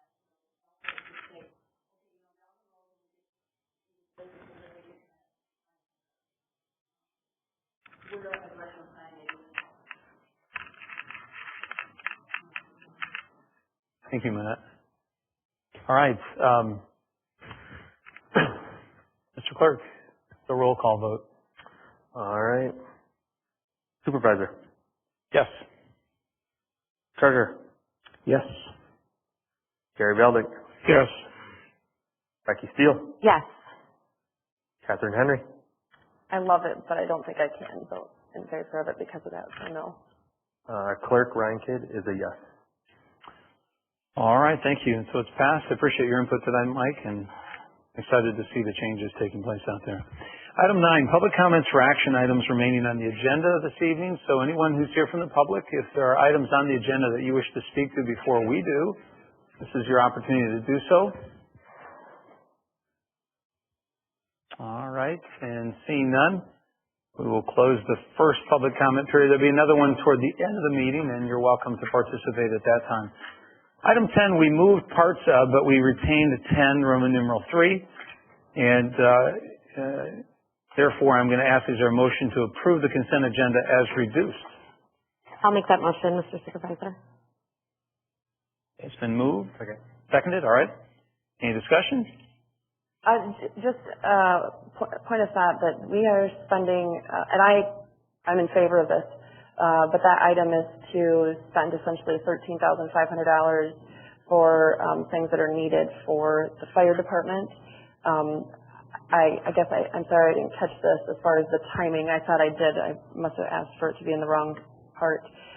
Item 18, we're also talking about items that are needed for the fire department, and the only reason why I bring that up is because I noticed in items that we're going to be talking about, since we're breaking down the approval of the bills, there's already $53,000 of stuff just in this set of bills that's going specifically to the fire department, plus with item 18 being $42,000 and then this being $13,500.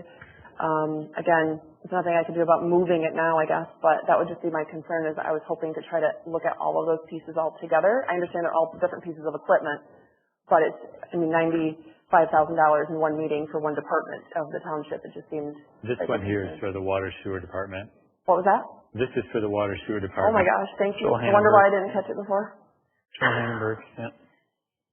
Okay, all in favor say aye. Aye. Anyone opposed? And that item is passed. Item number 11, unfinished business from our previous meeting. I need a motion to remove the item from the table. It has to do with the amended Michigan Mutual Aid box alarm system. I'll make the motion to remove the item from the table. Sure. A second. All right.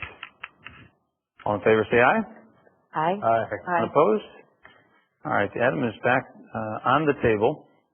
And I'll call for a motion to approve, but then we also have the chief here tonight. He's been waiting patiently, and I think probably would like to provide some input on that. We would appreciate it much, but place that on the table and then ask him to come and address the board. I'll make the motion to approve the agreement. Support. Move to support. All right, Chief Hamming, would you be willing to step to the mic there? And again, if you have questions, you could give us a brief overview, and we did touch on it last meeting ever so briefly, but first off, for those who do not know who I am, this is your first, second, or third meeting. My name is Dan Hamming. I've been a lifelong resident of Georgetown Township. I've been fire chief for 15 years now. Been doing Georgetown Fire a lot longer than that, but fire chief for 15. My office is here within the township office. If you ever have any questions or need any information, here's where you can find me during the day. So, in reference to the mutual aid box alarm system or MABUS agreement, this has been implemented probably 20, 25 years ago. Originated in Illinois, and basically spider-webbed from there, I guess the best way to put it. In starting this in Illinois, it's a totally different structure than what you see in Michigan. In that, most of the departments here in Michigan are on a paid-on-call basis, as we are. You have got, as an example, Grand Rapids is full-time or career. Several other ones around East Grand Rapids is more of a public safety, but the majority in West Michigan, Ottawa County are paid on call. This originated in Ottawa County to try to update our mutual aid agreement.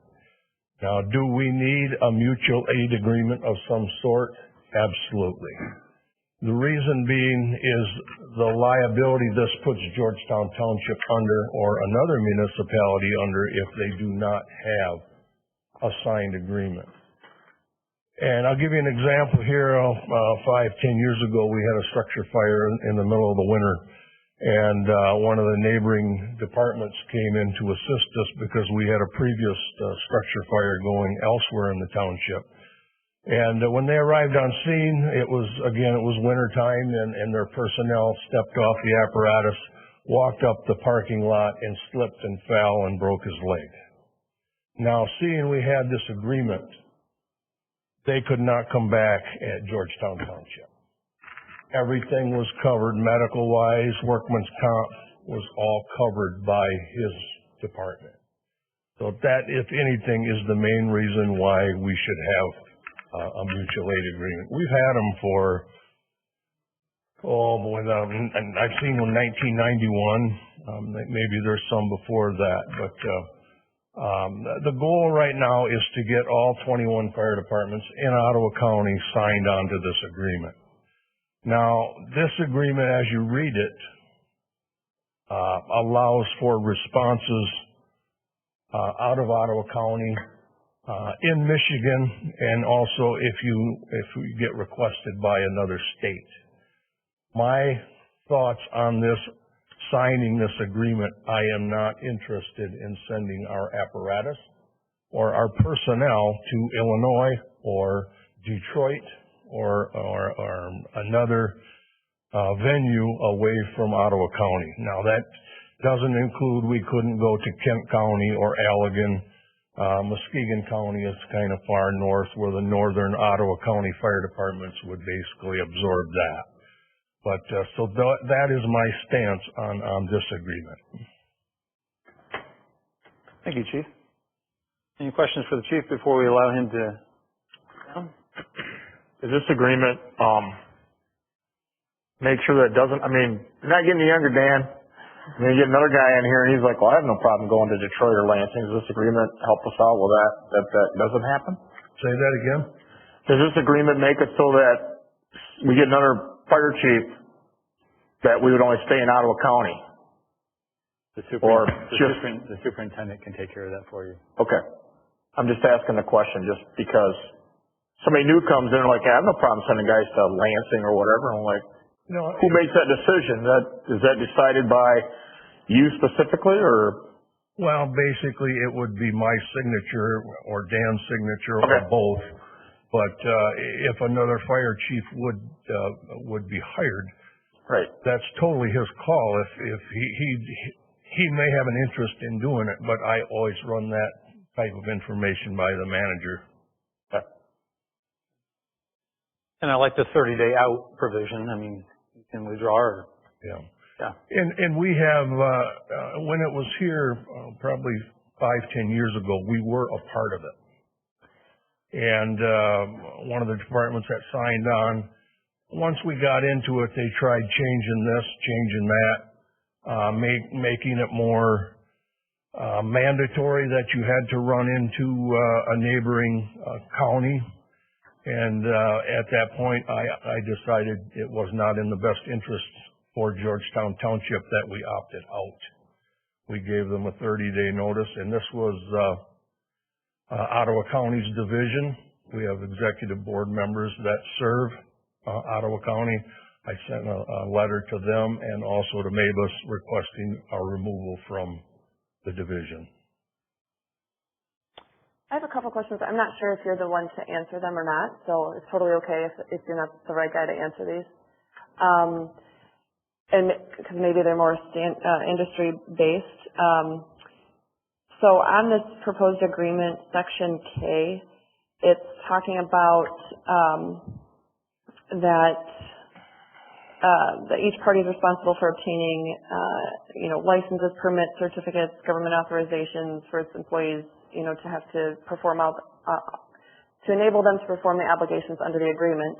Upon request, a party shall furnish copies of all of these documents to the requesting party. I'm just wondering if that's meant to be open to the public, or if that's just enabling you guys to request from each other proof that you guys are all covered. Yeah, it's basically they supply me with a copy of this. This is another part of it. Right. Okay. And then I think my only other question for you,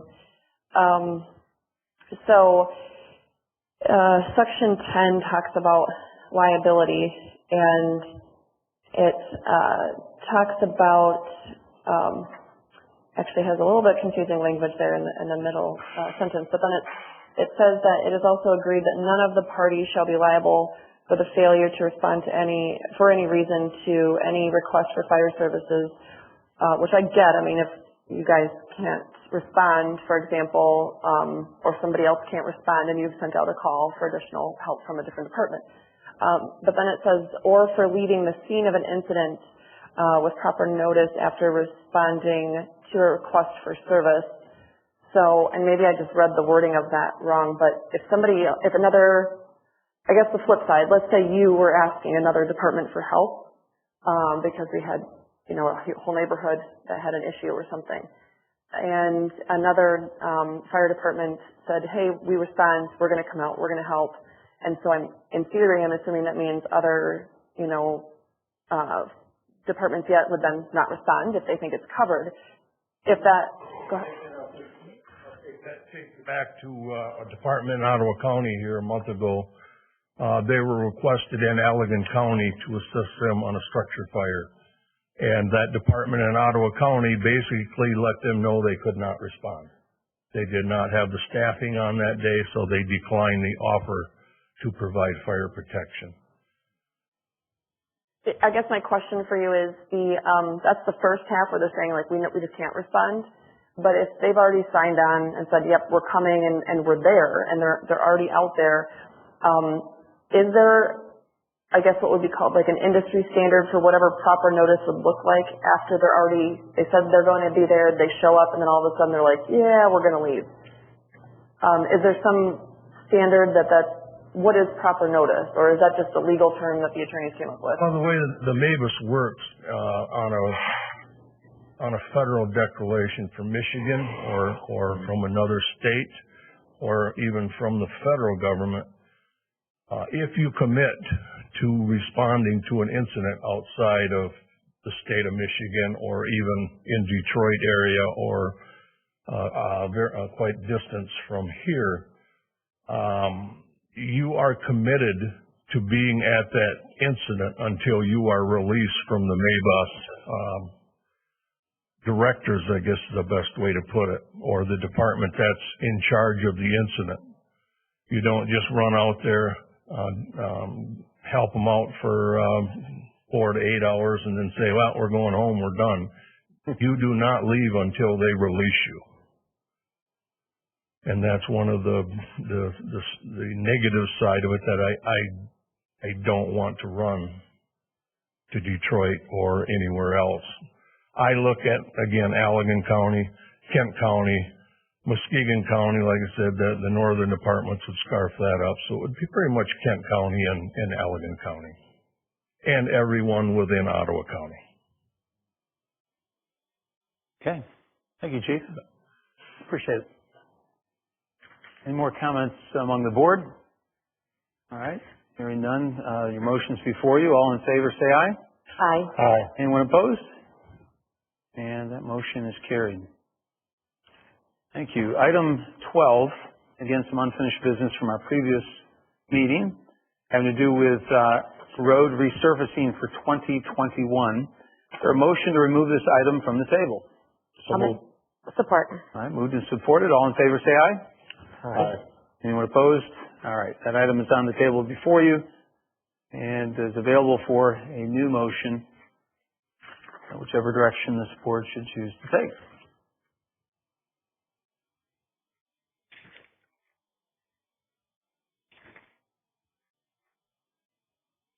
All right.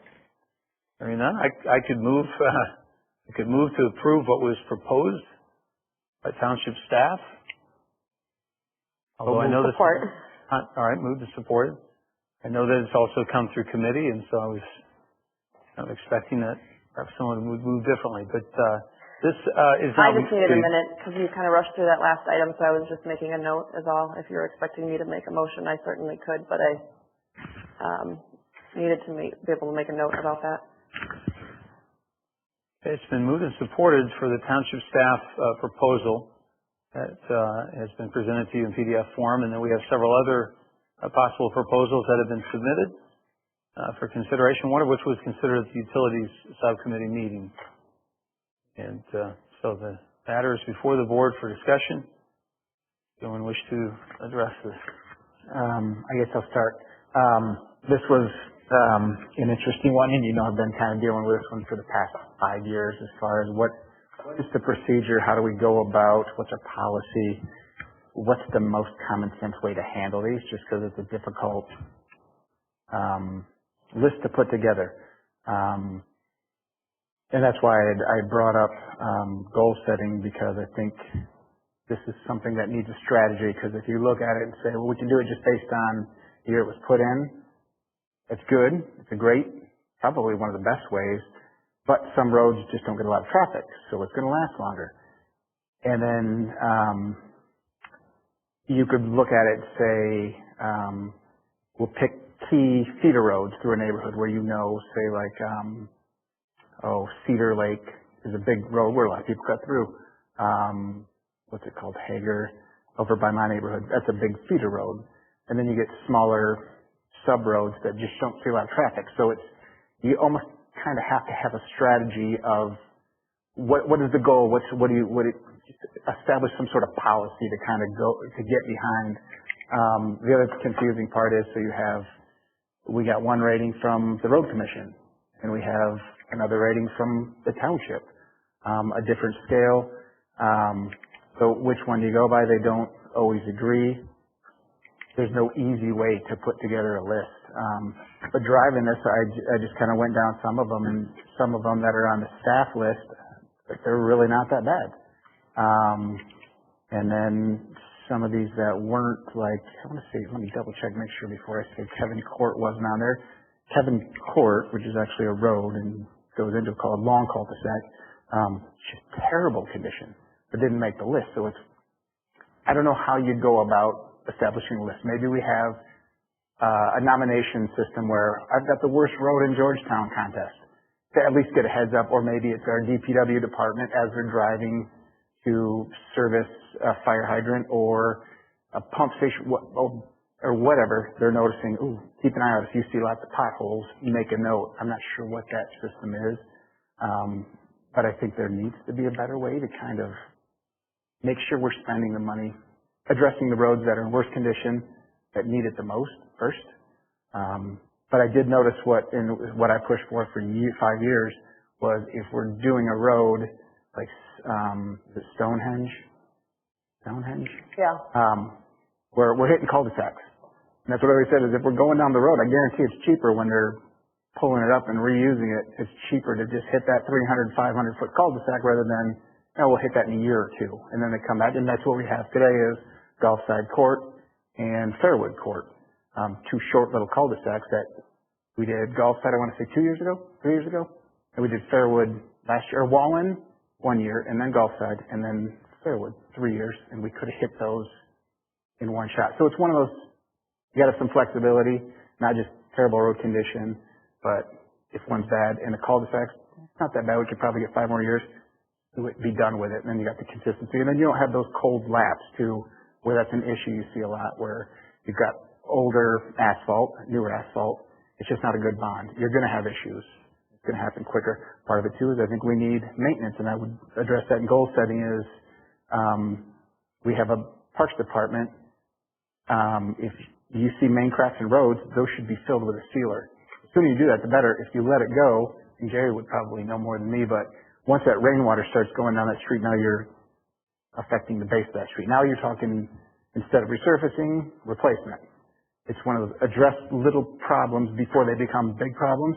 So that's why I'm pushing for goal setting is, we as a board can say, what are the directions we go on a number of these agenda items. We'll have more coming up later, but just kind of figure out a strategy rather than.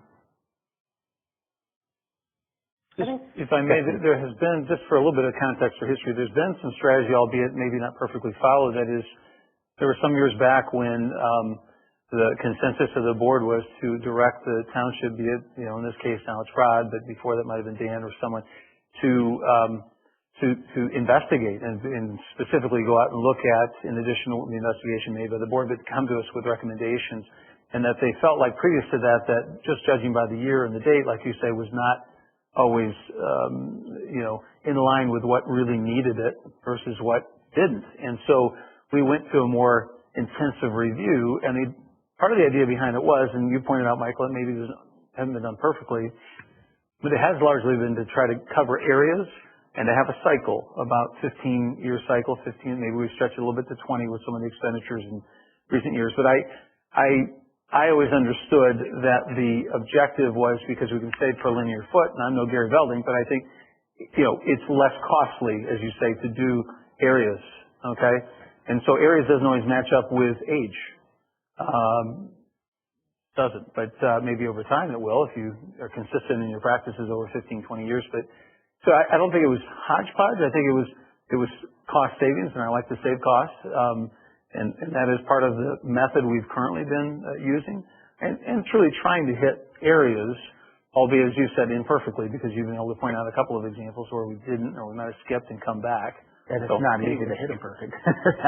It's not an easy task to put together a comprehensive list that covers every aspect. Yeah. Just because each different list has great, that street should be on the list, and it's not on one list, but it's on another.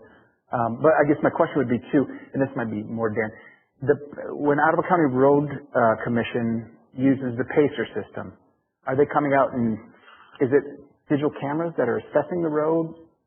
And a laptop feeding back? I'm not real familiar with it. They do the PACER ratings. They have a truck, but I don't think they're doing the PACER ratings every year, if that's what you're asking. And that's what I wonder too, is it how often do they break it up in sections or? Yeah, so it's not done every year, so that's why you're seeing some of the distinctness, because the PACER rating may be old. We'd have to check with them on the age of each PACER rating, but the Metro Council has a truck that can review them, and they do that. They don't do residential streets. I don't know what the timetable is, but it's not every year.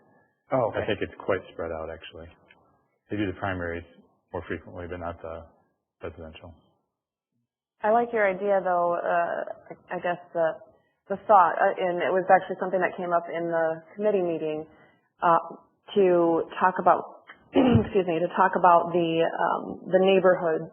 When you come in and you do a neighborhood, and I think it was John that asked Rod that question in our committee about, if there is a worthwhile savings if you go in and you're going to do, for example, one street within a defined neighborhood, does it then save money to go ahead and do the other streets or, cul-de-sacs that branch off of a street and that kind of thing. And so the interesting thing is that I could say that this year, one that comes to mind is Rolling Hills Court was done, but it is literally dead center in the middle of a neighborhood. Rolling Hills Drive was not done. Rolling Hills Wood. I can't think of all of the other connecting ones. Iron. What was that? Iron is one of those. Wood and Iron. Okay, I'm sorry. Yeah, I'm going to disagree with you. I didn't hear which one you said because I read lists most of the time, so sorry about that. But Kevin Court and Michael Drive and Michael Court, all the same defined neighborhood, all very crappy roads. There's not a spot on there where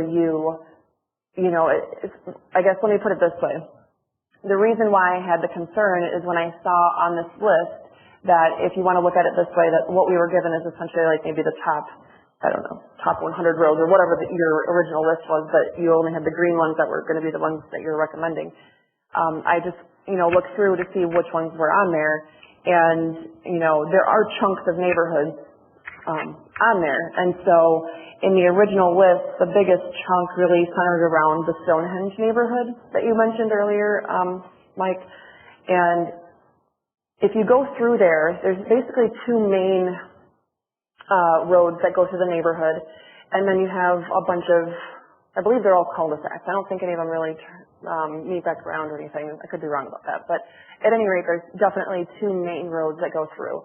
And if you travel on those two main roads, and that's a lengthy neighborhood, the whole neighborhood is very new. And the roads are certainly new. I mean, you could see on here it says, basically 2007. And there are only about 5 notable areas where the road has been patched. There were no visible areas where those roads had any holes that were not patched. The patching seems to be in good, I'd say working order, but it doesn't need, sometimes the patching needs patching. That's certainly the case in many areas on Kevin Court and, Michael Court, Michael Drive, well, and I do believe Kevin Court, a lot, the whole neighborhood there.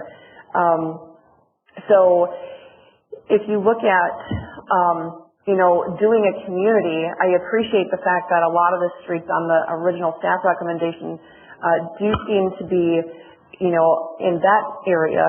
And then the other one that stuck out to me was, for example, the Chevy neighborhood, Corvette and Lumina, and I think there might have been a couple that are close to there. So I did appreciate having those be together to, in theory, save the cost.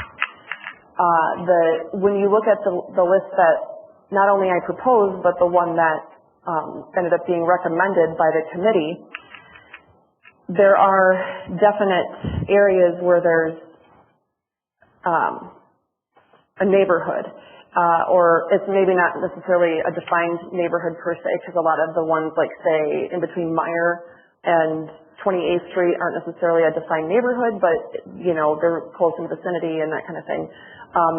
If they made it on the list, a lot of those ended up being on there. But if you look at it, if we're talking about the point being made just a minute ago by Jim that, trying to really get with that 15-year cycle and maybe stretching it up to 20, if we don't go with the ones that are on this age list, we're not 20 years. We're not, definitely not 15. We're not 20. We're 23 years before these would get resurfaced. And it's not that they're in good shape because they're just not traveled upon. A lot of these roads are in very poor condition. And then a lot of, especially if you compare them to the ones that were on the original staff recommendation list, the ones that are, from 2007, 2006, 2000, I think there were only 2 that were from the 1990s. The condition of those roads is just not overall as poor as the ones that end up being put on here when you go by the age list. But I guess for me, I'm not quite sure, it was mentioned when the vote happened to put me on that particular committee. It was mentioned that, essentially the hard work or, the roll your sleeves up kind of work gets done in those committees and hashing out all these details. I'm not sure the point of having us go and do that and hash out all of these details and, everything that you guys have brought up so far is something that's been brought up that was brought up in the committee. We went through even more details and then we ended up having a motion and we voted on it. And so, I'm not sure what the point of it would be to have a committee go through that task if that's just going to be ignored in the committee as a whole. Okay, so if I hear you clearly, I called for a motion, no one said anything, I placed the motion on the floor. Certainly, I don't think it'll be efficient or good use of our time at a meeting here to go street by street. So we've got lumped proposals, various ones that have been provided to each of us. If the consensus of the board is to choose a different proposal than the one that the staff proposed and that's before you now, then I would say let's move toward some sort of discussion and motion, and no one's intending to ignore anyone's input in that respect. So, is there? Go back to silence. Well, I'm trying to think of the wording. You tend to do things very quickly. So, if we don't care how it's worded, then I guess I would motion to table your prior motion and replace it with a motion to approve I guess what's called as it's in the agenda, approve the Catherine Henry proposed by age 1 option recommended by the Utilities Committee. Again, I'm not sure if that's the appropriate wording because I was trying to figure out if that's... Okay. A second. Moved and supported. Okay. Discussion on the motion to withdraw or table, if you will, or the motion that's before you to table it and otherwise move to a new motion proposing the Catherine Henry proposed by age 1 PDF. Discussion about that, and Gary, if you think procedurally, there's some other way to phrase it. My brain's turning like 60 miles an hour, but I think you're fine. I think you're fine. Okay. I think you're fine. It's moving for a substitute motion is what she... Substitute motion, okay. No. I was going to say that whoever supported your motion could withdraw their support, and then you could withdraw your motion too. Okay, I don't think we'll go that route. We can go the route of the substitute, if that's, That's fine with me. yeah. It's been moved, and we'll say supported then by Ryan. Any discussion about that? If none, we can vote on shifting our focus and discussion to that list instead. I'll just make the comment, the committee brought the proposal that she's bringing right now. It's kind of a no-win situation because all these roads are poor. I mean, they all need to be fixed at some time. And, so I think that was the reason why the committee went by age, just try to go that way and see how it goes. And I appreciate the work Rod has done on this too. It's a whole new committee. Mm-hmm. So we're kind of going through that, so. Sure. All right. This time then were you going to say something, Ryan? I want to catch up. Okay. If you need a roll call. So let's go ahead and do that. Roll call. Okay. Sure. But Just accepting Catherine Henry. Substitute motion. Substitute motion. Yep. Catherine. Yeah. Becky. No. Gary Veller. Yeah. Michael Bosch. Yes. Jim Wieringa. No. Ryan Kidd is a yes. Okay. So that now, motion is before you. It's been substituted now for this particular proposal among the ones you were submitted. I know you've discussed some of this at length in your utility subcommittee meeting, those who are a part of that committee. Are there any other comments the board wishes to make? I would just say when I said goal setting session, it wasn't to question the work of the utilities committee, but just as board as a whole for a goal, is it taking, because our list keeps growing every year and the roads aren't getting any younger. We're adding more roads. Would a goal of the board, I was looking for a bigger theme of, is it getting on top of this resurfacing an important thing where we might want to jump? Typically we spend $2 million on average. Typically, well, when money wasn't used for other things, it dropped down to $1 million or less. Typically we spend $2 million a year on road resurfacing. If it's an important goal of the board, the current board, we might want to bump that to 3 or 3.5. So that's what I mean. It's just an overall of if we got a limited amount of money, it's a finite resource, let's make sure we're putting it where we should be putting it. And we do that as a group, deciding what those important things are. And because one of the things that reminded was the issue of the sidewalk on the expansion of Cottonwood. What's more important, sidewalk? And I don't want to get off the topic, but if you got a certain amount of money and you're limited to it, we got to make sure that we're putting it in the right direction. Everybody's on board, or at least for the most part, we're on board. And that was kind of where I was going with it. Well, in theory, if we all have a goal-setting meeting and we kind of really discuss some of those things, in theory, that means that would lead to less discussion point by point on different items as they come up on agendas throughout that period of time, because there's already been some discussion about, with the resources we have, what are we able to accomplish? I mean, not that everybody's going to agree from that point, but so I get what you're saying. Right, general direction, and then just working out the fine details, and then it doesn't hit forward. And I hate to question committees, because then you're like, well, I don't trust the committee, so I'm going to call out everything they said and disagree with it. But kind of gets everybody on the same path to kind of streamline, save time in the long run. Right. I appreciate the work of the committee, by the way. These are things that take time. Other discussion, before we call for a vote? Anyone? I agree with Gary. As far as you're in the rock and a hard place on this one. I mean, there's a lot of roads that need to be fixed. I think what the committee did and put together a list that at least brings all the roads that we see up to year 2000 and sooner. I think I really like what the utility committee did. Okay. And at least is bringing it up within 20 years. Sure. Yep. Sure.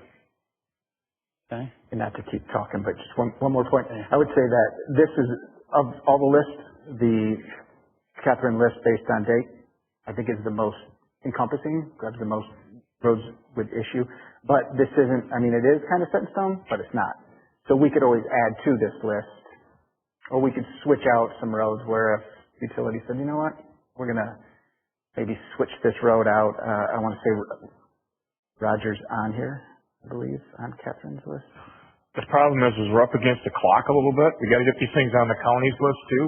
So, I mean, this, we talked about this in the utilities committee too, so we gotta make decisions, because that's, Right, we don't They want to wanna get get us crazy some- changing, but I kind of talked with Dan about it, is if we tell, hey, we're going to do 10,000 foot of road with the road commission, and, or I don't think it works that dollar way. amount, and not say, throw away this list in 6 months, but if we want to add a couple, I know we've done it in the past where we've added roads. We've added roads because the prices came in good because we were on the early side of it, and new roads came up, and we said, hey, let's increase and hit that next few rows on the list because the price was good. We've done that if we've gotten good prices, but we've not like dropped the list or substitute it, because they're going to draw up plans and contractors are going to bid based on the roads we provide, you know. Right. So Right, it's gonna be contractor part wants of to see site conditions, if there's Yeah, any so- obstacles or any issues that they know they're going to have.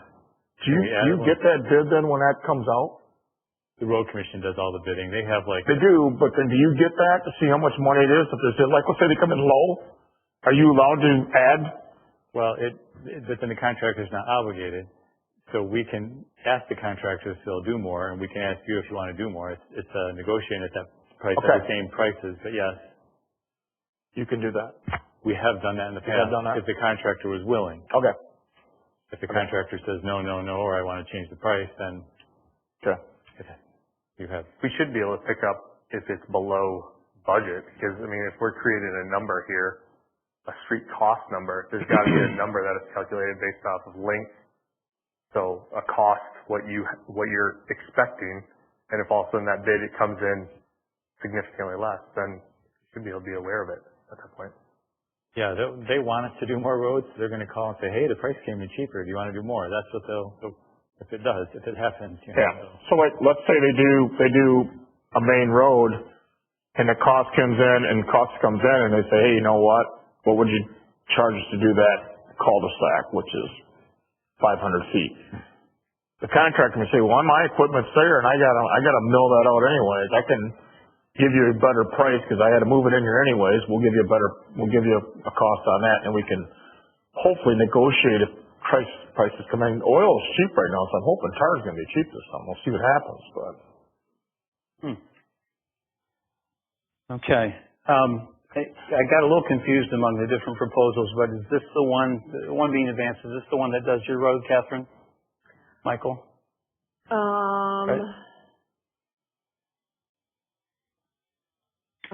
By age, hold on. By age, minus sewer, no house. Yes, mine is, one of the fourth oldest, I guess. Just wondered. All right. Yep, and I think that's the one that basically the whole neighborhood. I believe Kevin Court comes in, Michael Drive, and then Michael Court's off that, so that's that whole block. I just want to make sure that I'm on the same one. We're on the one that is Mead, Sunflower Way, Wingate, Twin Yep. Homes, Sugar Pine. That's the right one, correct? Okay. I just wanted to make sure I was on the same one. Okay. The motion is before you. All in favor, say aye. Aye. All opposed, same sign. Aye. Aye.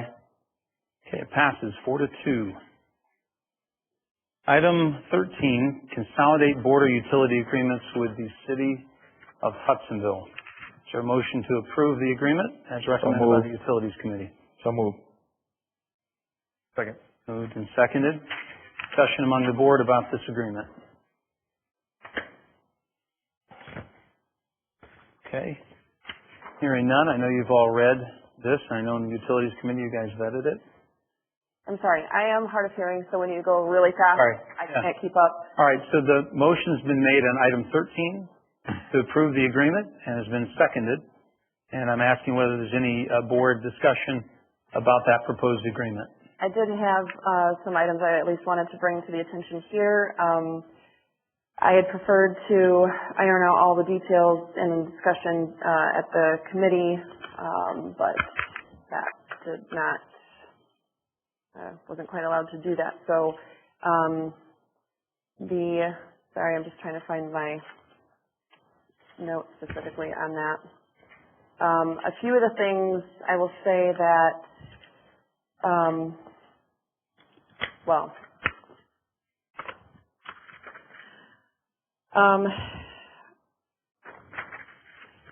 There are just some word choices, I guess, not necessarily word choices, like words are missing or there's an incorrect word, which might seem like it's no big deal, but in the land of the fact of paying attorneys to draft this stuff, they should have done it the right way. So I would be concerned that it might lead to confusion later on. There's also, I guess, some more specific concerns, such as in Section 5. The language is vague. In my opinion, it's not in the interest of our residents. The issue that I was raising at the committee was, in the end, it ends up being like a taxation without representation issue, and there might be some ways around that, but the discussion was essentially cut short on how to try to remedy that situation. So if you are, billed by, it goes by water. So let's say I live in Georgetown Township and I'm close, I don't know, I forget what some of the streets I used in my example, but anyway, a street that's over close to the city of Hudsonville. If it makes more sense for them to do my sewer, then, and I hook up to them, the bill will actually still come from Georgetown Township, but vice versa, unless I said that backwards. It goes by water, right? Okay. So if I'm close enough to the water hookup for the city of Hudsonville, even though I might have my sewer here in Georgetown Township, my billing is actually done. I receive a bill from the city of Hudsonville. And the problem I guess I have with that is that's not, although I think it might have been Dan made the point that, initially when you hook up, there are, and he might have even brought up examples, I can't remember right now, but initially when you hook up, that property owner might be, electing to acknowledge, hey, I understand that's not my municipality, but I'm okay with that, and I want to go ahead and hook up to, instead of well, I want to hook up to water over there, or instead of septic, I want to have their sewer. I get that. But then it's binding to all the future property owners where that's not, as far as I'm aware, there's nothing recorded with a deed anywhere that indicates that. So there's no actual, there's no recorded notice. In most instances, there's not going to be any actual notice. It's not something that people typically think to ask, like, hey, you're in the township, but are both water and sewer actually billed by the township? And so you have an issue. So say, for example, my water is hooked up to Hudsonville, and I have a dispute with them about my bill. I'm not represented there. I don't know, who the appropriate people are. I don't have relationships there, that kind of thing. So there's that issue. But then if they just ignore me and they don't want to resolve the dispute, and they say, nope, you just owe it, and now we're going to add on some other fees or whatever, then they can, I don't know when it happens, if it's just right before tax time, but at some point anyway, if they say to, again, I don't know who it would be, if it'd be to you, Dan, or whatever, but Dan, Catherine owes, whatever, $200 on her water bill over here, even though I might not have really had the opportunity to contest it over there, they, according to this agreement, would have no choice but to add it to my property taxes. So then I'm being essentially literally taxed for something that I didn't have the opportunity appropriately to address. So there's just some issues like that where I feel like the discussion as it was started, that perhaps there was a way to get around that and to resolve it in a way that makes sense and still go through with an agreement and consolidate, because in general, correct me if I'm wrong, I think this is 3 agreements that's being combined into one. I think if you wanted to make a change like that, we would just end up staying with the current 3 agreements, which all have those stipulations in them. So I don't think that change would be acceptable. So I don't think there's any point in discussing it. If you just vote down the agreement, and we'll just stay with the old agreement if that's the direction you want to go. And in that case, I guess I just voiced the concern that we're not putting the residents of our community at the forefront of our decision making, because we should always be making sure we're doing something in their interest, especially if we're going to lead into a situation where they're going to be literally taxed without having appropriate representation. So I could also say what you're doing here today is allowing our residents to connect to their utilities, right, and which otherwise they would not be able to do. So So to me, the whole purpose of this is to allow our residents to have access to a service that we can't provide them. And so it's not to force them to a service, but it's to allow them to have a service. And yes, that comes with paying your bill and the same stipulations that you'd have our own residents are treated that way for our own selves, and, you know, they're treating their residents the same way. So you're giving them a service, access to a service they would otherwise not be able to use. That's the alternative. Okay. Well, except for it's replacing agreements that are already there, is what you're saying. So that's not really a fair way to look at it, because we're not creating a new agreement where one doesn't exist. We're consolidating 3 different agreements that have differing language and putting it into one, which I'm all for that. So for what it's worth, again, this is one of those things that I think the whole reason why we have committees is, you know, to be able to roll up your sleeves and do the dirty work, so to speak, and get those details sorted out. And it's not for my lack of trying that we didn't do that in the committee. But there are those, you know, substantive concerns, and then however you want to call it, but there's other concerns where, you know, some word usage, the fact that we're referring to the city of Granville in here, I'm not sure why, because it's a contract that would be between the city of Hudsonville and Georgetown Township. So I don't know if I missed something in committee that, I know you'd reference them, I thought it was just as an example. I mean, I'd have to look at the part with Granville. Granville, there's certain rules that all of us as collector systems have to follow that go to the Granville plant, and so I'd have to really reference that. I mean, obviously, Hudsonville's attorney prepared the agreement. We had one that reviewed it for basic concerns on the language, but I'd have to study exactly why that's in there. But there's certain prohibitions to being discharged to Granville, and then we pass those prohibitions on to all the customers. And so they're passing on those to the customers that are connecting to their systems via this agreement. Okay. This agreement did come out of committee, so, and I know Gary was in there as well. Do you mind giving a little feedback? Why? Because it came 2 to 1. So I was just kind of curious, like, what your feedback was on that. Because every township that butts against each other is going to have this situation. So if we run water and sewer down 48th Avenue and Blendon Township is to the west, we're to the east, and we own the water and sewer in 48th Avenue, then the Blendon Township people are going to have to hook up to a water and sewer system that we put together, and they're going to have to pay for it. Blendon Township's, Jamestown has already got an agreement with us for running sewer. We have one with Blendon, Granville. Yeah, so I mean, it is the nature of the beast. Generally, that's what you run into when you have lot lines, and you have to just kind of get along with each other and make it happen. So, I mean, I understand the taxation part, and not having a representation, you might say, but on the other hand, it's just a utility.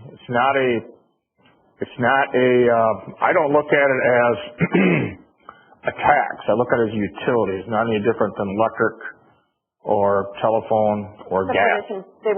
By this, they have to put it on your property taxes if the other municipality says, hey, they owe this. But they also can shut it off too. So if you don't pay your water bill, you just shut that valve off in the front yard and you just don't get any more water.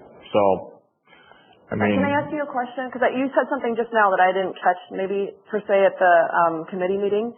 When you answered Ryan's question just now, it seemed to me like you were thinking that in general, like the idea of this contract is a good thing, and the purpose for having a contract that allows the cooperation of the water resources and sewer resources is a good thing, which I agree with. Am I correct in hearing you say that that's the source of the yes vote, not necessarily how this particular draft is worded? Like, are you okay? What Dan was just saying is that if we wanted to make any, of these improvements or changes to this draft, then we would just be, stuck with just going with the 3 that are already in place. So there's already contracts that do the bigger picture of what you're talking about. We already have contracts with Blendon and Jamestown and City of Hudsonville. I mean, Granville and Allendale as well. And Granville. I mean, we're all connected. Everything runs through Georgetown to that Granville sewage treatment plant. So Jamestown, Blendon. But this isn't, and maybe I'm missing, Dan, this contract isn't doing anything new in the sense that any relationship, like between us and the city of Hudsonville, there's already a contract. Correct. It's just that it's blending contracts that already exist. I guess it could potentially the other ones are very specific to their areas. This could include other areas or allow those areas to grow without another contract being adopted. And it kind of started because we had a fifth house on Berry Street, a Georgetown resident who wanted to connect to Hudsonville Utilities, but the agreement really addresses these houses on Berry. So that's kind of how it started. So it's a little bit unclear whether we could add that other house because it kind of says these houses on Berry. We interpreted that it did and allowed us to do it, but this agreement kind of would cover all the streets, and if there was one yet to be determined street, it would cover that as well. It just casts a slightly wider net than what we already have. Right. Instead of having to change the agreement like we did 3 times already, 3 different agreements, it would be one agreement, and as long as the municipalities both agree, we could allow additional homes to participate. I guess my concern or my question, my plea is that I think we could probably, and I didn't hear any words to the contrary, but we probably all agree that in general that's going to be a great thing. I don't think there's any dispute that having a contract that replaces 3 other contracts that have a little bit contradictory things, or standing, I think how you just said that there, Becky, about just casting a little bit wider net. I don't think anybody's going to say that's a bad thing. My only concern is about the particular wording of this one that isn't necessary to get the job done. But if it sounds like just the fact of trying to put in the work to have wording that is going to serve our residents better, but still does the same overall task, that means it's not really worth the effort, and we're just going to, table the whole thing. My concern is if it's worth doing at all, it's worth doing it the right way. So, for whatever that's worth, if I'm just going to always be a lone vote, but I would rather So always be the lone vote, and I think there was a majority that came out of committee that felt like it is worded the right way. Is the board ready to vote on it? That's actually not what he said, so that's why I just asked him. It was 2 to 1, right? But I just asked him for clarification on that, so. Sure. He said it wasn't about the specific wording, it was about the overall idea of having that, right? Yeah, I don't see a problem with it because you're going to have a draft. You're always going to have a problem when you have 2 townships trying to share a line. But they're not going to do anything more. Our opportunity to make any corrections is now. That's what I'm saying. So any of the issues that are in it, this is our opportunity to correct it. I'm not saying we should just throw it by the wayside. I'm saying it's a, good opportunity, but by us approving it, we're approving it word for word the way that it is now. Yep. And those are our, correct me if I'm wrong, Dan, but our options right now are to accept this or put it by the wayside. That's the motion. I don't think it should. No, or to amend, and we've not had a motion made to that effect. Well, I guess my point is I did make that motion in the committee and I was shut down from making that, so there was no vote on that at all. So if it's pointless, it's pointless. If you guys all just want to accept it the way it is, but I would prefer to have a motion on the table to amend it so we get it done the right way and we move forward with it. I think it's a great idea to consolidate. I just don't want to do something that's like, well, it's not worth the time to do it the right way, let's just rush it through. I also don't want to necessarily just throw it away. But Mr. Supervisor, I think we need to vote on this one. Yeah. Keep it going. I would say, what's rough cost to make revisions? I mean, $1,000 attorney time? Well, you're not even proposed language yet. There's been no motion. There's been no specific revision suggested. Who drafted this? Us or Hudsonville? Hudsonville. It mirrors the agreement they have with Jamestown. What's that? It mirrors their agreement with Jamestown. Does it? Did we have our attorney look at this? Yes. Okay. And they were good with it? They made a few changes. They didn't look at grammar. We didn't need that review, but they made a couple of changes of things they thought could be eliminated, and those were eliminated.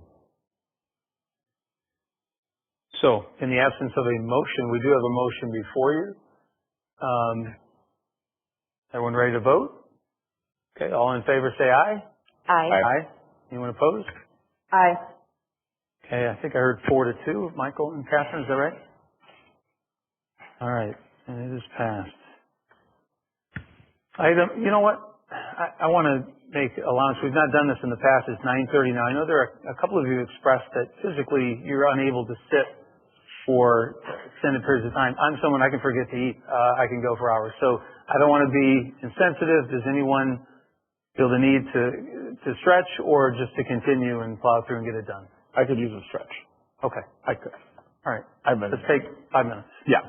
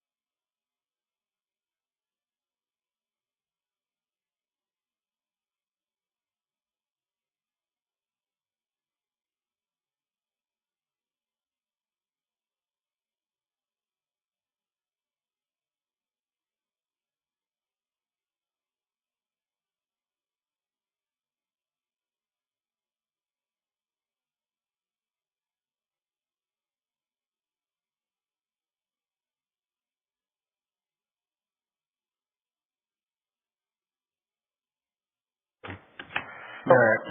For you, man.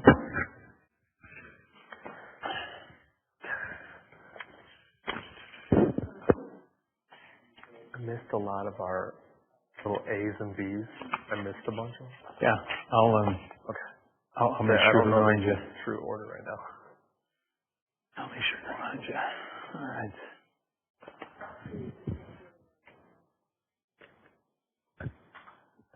Okay, if they like to say in court, back on the record.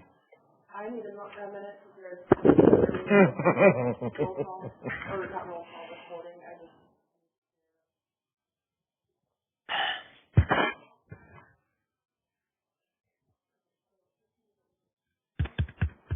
That girlish figure. Me? Yeah. Eating cheesecake. Great garbage. Terrible. Didn't you have good genes? No. I just lucky. I stay active. Don't take naps. I'm always busy doing something. So try. It's gonna catch up eventually. I love sleep. Oh, I know. Yeah. It was interesting though, wasn't it, Dan? Good conversation. It was interesting. I just said, yeah. Oh, then it was number. Still interesting. This whole Dan being behind me thing is making me feel confused.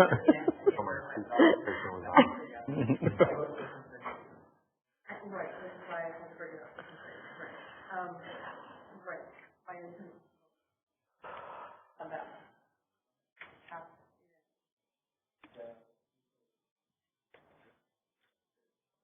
So, okay, so item number 11. All right.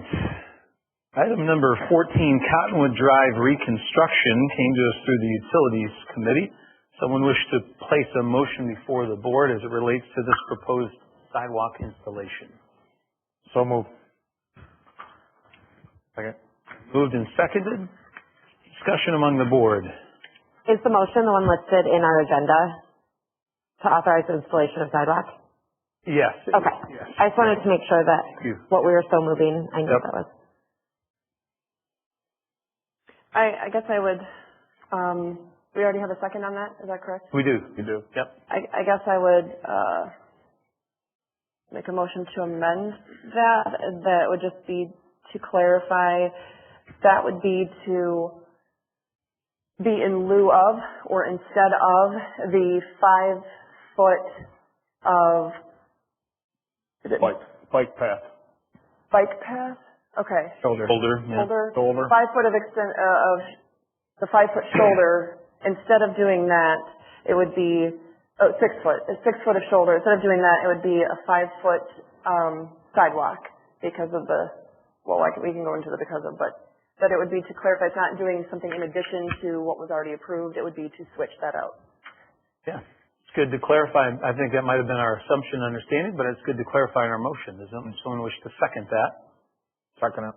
Seconded? Okay, moved and seconded. Any discussion about the clarification of the original motion?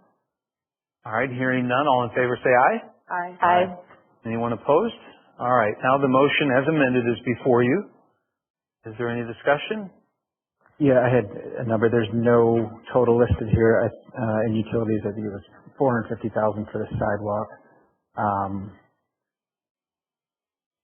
Do we need to put that in there?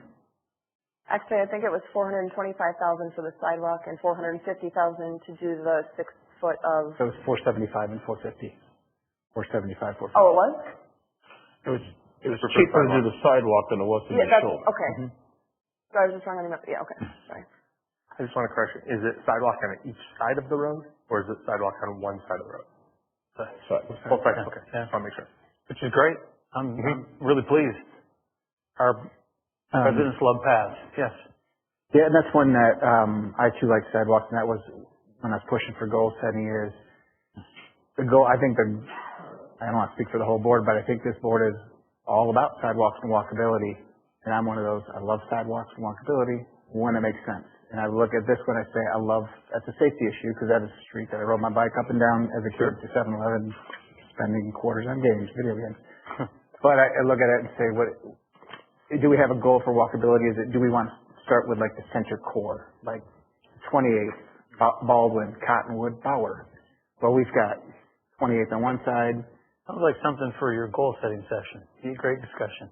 Right, and that's what I'm saying is to extend a sidewalk down to some neighborhoods is great when we don't have a complete ring around the circle. And that's why I'm reluctant to allocate $450,000 now to this because I know if we had a goal, it might be better used somewhere else. Once again, we've got a limited amount of money. This is actually in theory, reduce our spending by $25,000 though, because the prior allocation was for the $475 then, and now this Correct. is going to be $450,000 to convert from a bike path to a sidewalk. Yeah, and we get 3 foot automatically, correct? I mean, it's always been 3 foot. Road Commission goes 3 foot past.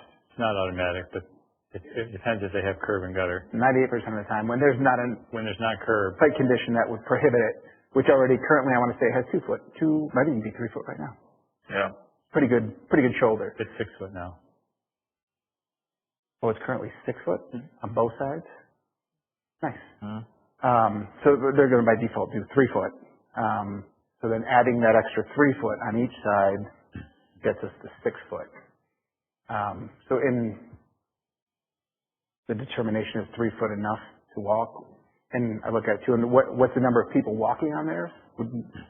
It'd be better if it was a main area where more people, and as far as the service area too, this goes to Taylor, but we have Bosworth Farms. Why do we not go to Bosworth Farms on one side? Because it connects, that's a big neighborhood down there, which Bosworth Farms into Victor. So I see like if that's a goal is to sidewalks, then I think we're only making halfway to that goal. We're just going halfway down, but not servicing, because I think there's no reason to wrap the corner Fillmore. That's just, Bosworth Farm seems to be a good stopping point. My understanding is that this, it wasn't, the vote that we took and the discussion we had in the committee wasn't to change the footprint of a plan, but rather because there were costs that were unexpectedly lower to do a sidewalk than to do the bike lane or Extended shoulder. extended shoulder, thank you, that it was, since it was going to cost the same or less to do the sidewalk, we were suggesting that we should go ahead and do that because in theory, we have an overall plan of trying to make a more walkability, increase walkability across the township. So, and where it's, the stretch of property that's listed here in the motion is right up to that, it is going to be sidewalk. Is that correct? In the already approved plan? There's sidewalk on Bauer, is that what you're asking? On Cottonwood and Bauer, there's sidewalk, yes. Or there already is sidewalk up to that point? Yes. Okay. I thought there was something that when, I don't know if it was Gary or who had asked a question, but essentially they're going to have that equipment, whatever it is, already out there doing whatever specific would need to be done for sidewalks, and it was somehow just an extension of that. It wasn't, is that not correct? Did I hear that wrong? Yes, I'm not sure. So they're going to be grading out for the project. This will be an extension of the sidewalk that ends. Okay, so maybe just by virtue of having the road, general road equipment out there, it's going to accomplish the same thing to put in a sidewalk as it would to just do the extension. They wrap it into the project. Okay, so maybe I just misunderstood that then.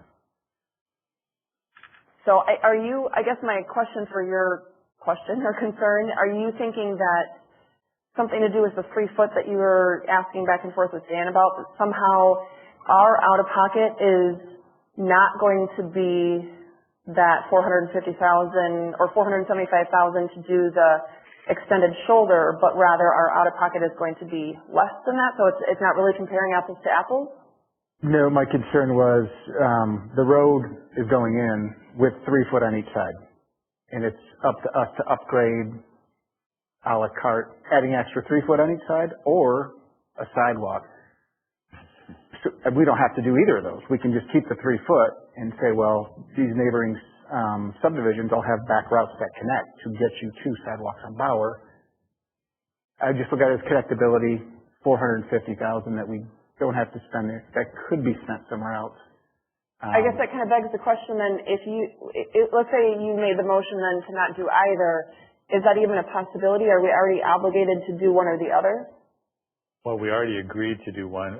I'm not saying we couldn't cancel with them. We might have some minor obligation for planning, but I think they would work with us yet, but if that's what you're asking. Okay. Well, I guess the question I thought it was originally, this was previous board, was to go to the residents and ask for them if they were, and of course they're going to say no because they got to pay for it. So it was never like part of the plan, like we're going to put sidewalks there. It was, well, let's check with them and we'll try that out first.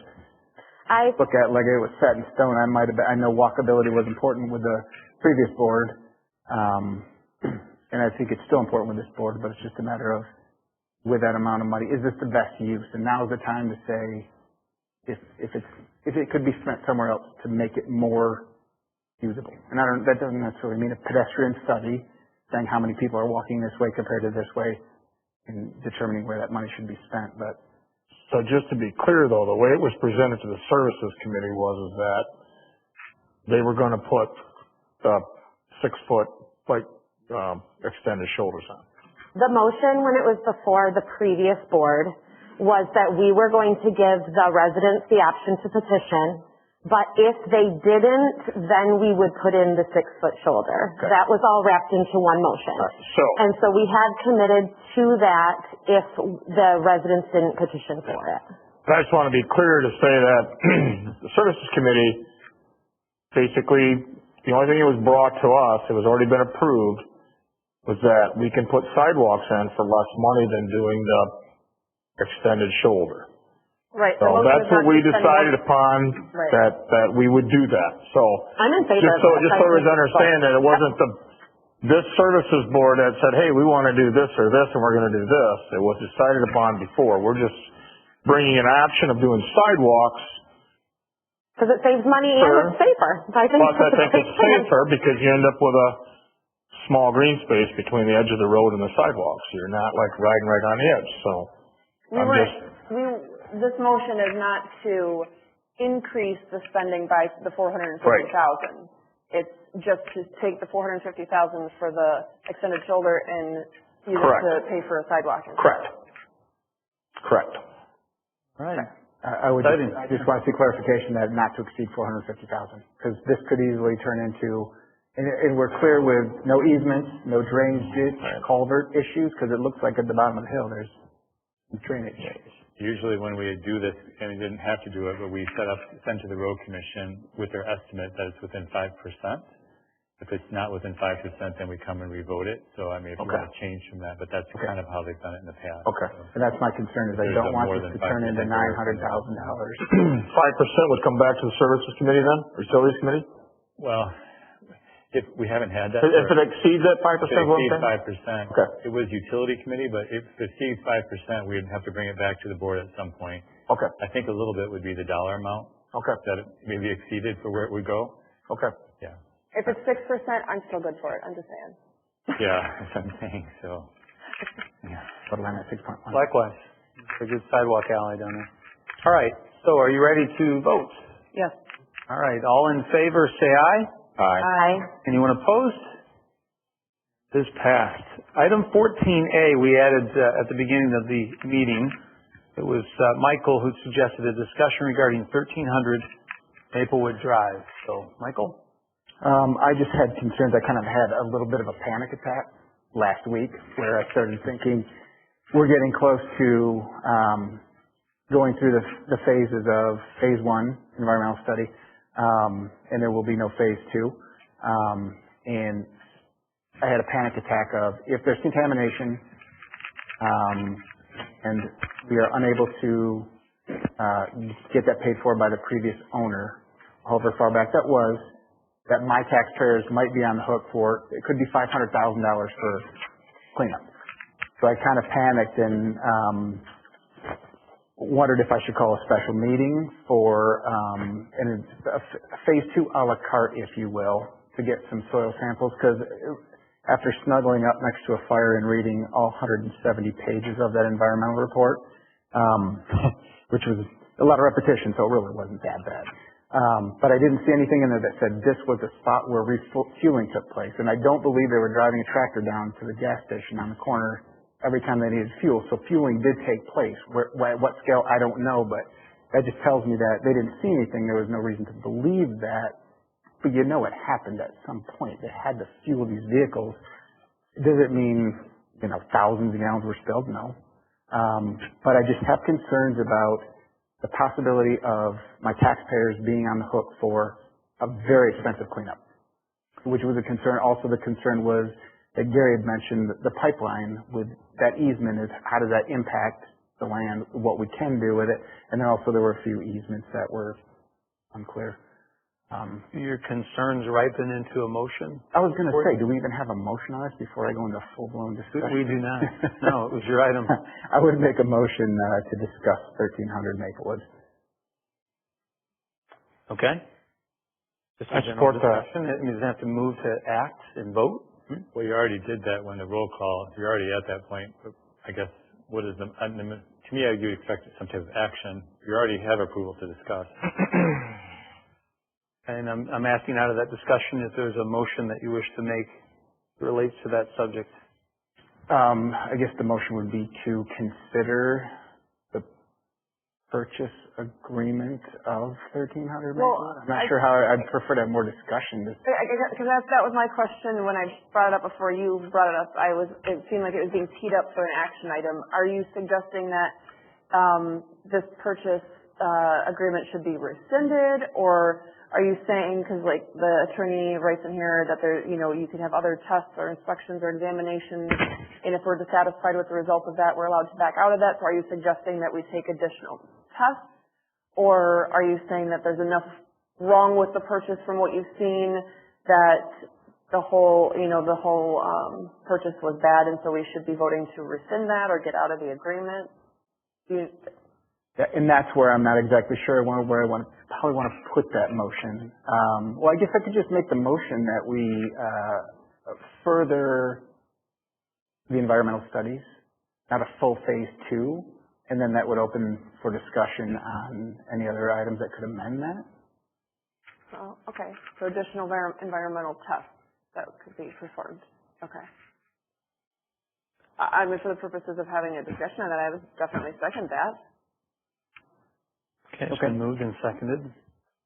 And I guess the reason I kind of wanted to open it up to board discussion was just like I didn't want to call a special meeting, which would be $700 taxpayer money for us all to get together to discuss it when I don't know where it's going, but I just didn't want to miss the opportunity to make sure we do full due diligence before taxpayers are on the hook for something that we're just not sure of.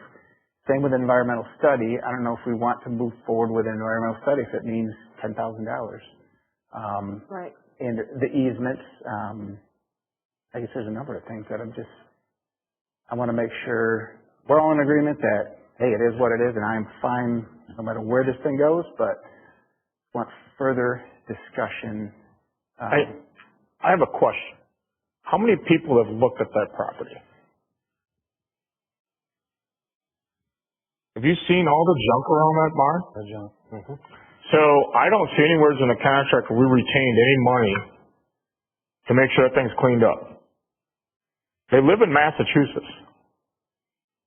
So you're probably you could look at 15, 20 grand cleaning that place up. Just get the junk out of it. I didn't even go in the barn. I just drove around the property. That place is a disaster. If I may, Gary, so you're aware of the obligation, they remove it by June. Your point is the enforcement mechanism, if they fail to do so, and the agreement's been signed. Right. So it's more chagrin about maybe what you would like to see more specifically, but it's not something that we can go to them now and say, hey, we need to amend the agreement that we've made with you and signed that's binding. I mean, that whole thing, we paid way too much money for that property. I realized that and I'm frustrated with that, but then when I drove down and I seen it, I was like, who is going to clean this mess up? Can I ask for clarification? You said the agreement, because this wasn't already on the agenda. I don't think I've seen the agreement. You're saying that by June is what the agreement says? By June, they have, if I remember the agreement correctly. June 21. Yeah, June 21. And that's a concern I have because if you buy a piece of property, you take occupancy the day you buy that piece. So we pay for this property, we take occupancy, and they're still living there. So why wouldn't we have them vacate the property at closing, before we would close on it? Why would we even think about giving them till June when we're going to pay them before that? That's what I don't understand. I've never done a real estate deal like that where I gave somebody 6 months to move out after I bought the place. I have, but all right. You have plausible deniability, like I said, but I don't think we're here to rehearse again what we did the last time about people's misgivings about an agreement that you didn't. I understand that. All right.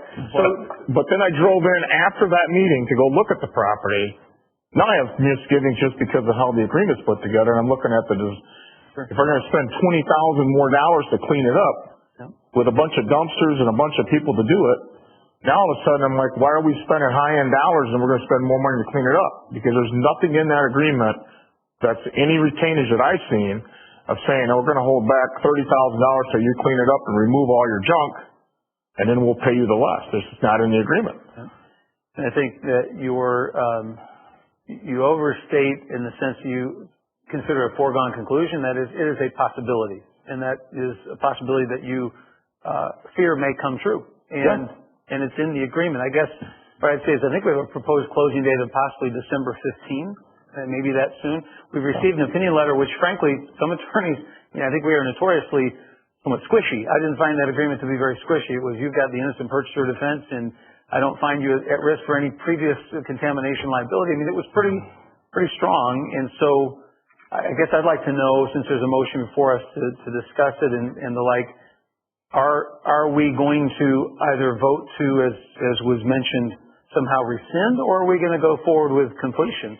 I don't know if there's room to say we just have concerns. Well, in order to develop what the appropriate remedy would be to answer that question, again, I come from the context of not knowing whatever discussions happened in the committee that brought this to the forefront, and not having been on the prior board, that you guys might have been, aware of other things. But just based on what's in here, there's, some potential issues about the environmental concerns and potential, liability. With the way that it's described here, with a theoretical worst case scenario and the responsibility that might fall on the township, is that we might have to take reasonable steps to prevent exacerbation of existing contamination and also to prevent human health impacts. Well, if you're talking about possible groundwater contamination, that is a significant expense. So although what I read this letter to say is that based on what we have so far, the phase 1 or whatever it would be called, environmental assessment that was done didn't seem to suggest, and I didn't get a copy of that, so I don't know, but if I heard you correctly when you read it, there wasn't necessarily a huge indication of any kind of contamination, but again, that's that top tier, that top level of environmental assessment. So in the end, if we might not only have an issue where, Gary, you're kind of referencing just more of a, was it a bad buy kind of thing or a bad value, if we're on the hook, not just for $20,000 to clean some debris off the ground or off the property, but if there's an issue that leads to needing to take steps to prevent exacerbation of existing contamination and taking steps to prevent human health impacts, needing to take steps to prevent the human health impacts of groundwater contamination, that could be a huge cost. The only saving grace in that paragraph is he's saying in that event that the township could potentially have a cause of action against the company essentially that did the phase 1 assessment. However, what's not mentioned in here, but he does say, David, does say, potentially. The thing is, in most of these scenarios, I don't know how many of you have looked at the phase 1 environmental assessment contracts before, but in every single one that I've ever seen, the person doing that has it built in that we're waiving that liability if they've missed something. So, or it's somehow limited, or there's a, liquidated damages clause that it's like $1,000, or, well, whatever. I mean, I haven't seen the contract, so maybe that doesn't apply here, but it's kind of left hanging that there's that implication that, well, if the worst case scenario happens, we might be able to go ahead and sue the company that provided that phase 1 analysis, but then again, the phase one analysis is phase one for a reason. It's not like what you would think of as a home inspection, where you would think a home inspection is a home inspection is a home inspection. Phase one is meant to do more of a surface or cursory review as compared to a phase two. So if there's issues, again, you read 170 pages that I didn't read, but based on this letter, I would think at the very least we would want to do some additional testing. Now, if that testing is $10,000, and then we're still planning on moving forward and we have $20,000 of cleanup, well then, I don't know. So I can see that there'd be problems with that. But I'd be curious at the very least, if not concerned, about the second to last sentence in this letter that says that at present, and my understanding is this was written on Friday, at present we are awaiting a revision to the title commitment to add the winter taxes, which that's understandable, it's a finite thing, but then also to correct or update several other items. So what else needs to be corrected or updated at that point? Are there other concerns that we need to be aware of that would potentially fall into this paragraph of all the reasons why we would be allowed out of the agreement? So I don't know who would have the answer, if you or Dan, I'm not sure if anybody here has the answer to that. I don't think this is the forum we should discuss that in depth, if that's your desire to opt out of the agreement. Well, I guess the problem I'm having is I don't have a desire either way without having the information. All I was given was essentially a letter and an email and going, whoa, there's obviously a lot more going on than I know about. I mean, you were talking about something here, depending on which direction you're trying to go here, it could affect how we end up in that direction. So that's the part I'm trying to be careful about. Okay, I'm sorry, I don't think I followed you on that, but... I mean, we have a signed agreement with the seller. Right. And there's concerns about certain conditions of the agreement. Purchase price isn't one of the concerns that's really a factor. If there's concerns about the environment, what are you trying to do? Do you want to have those questions answered? Or are you trying to pull out based on what you know already?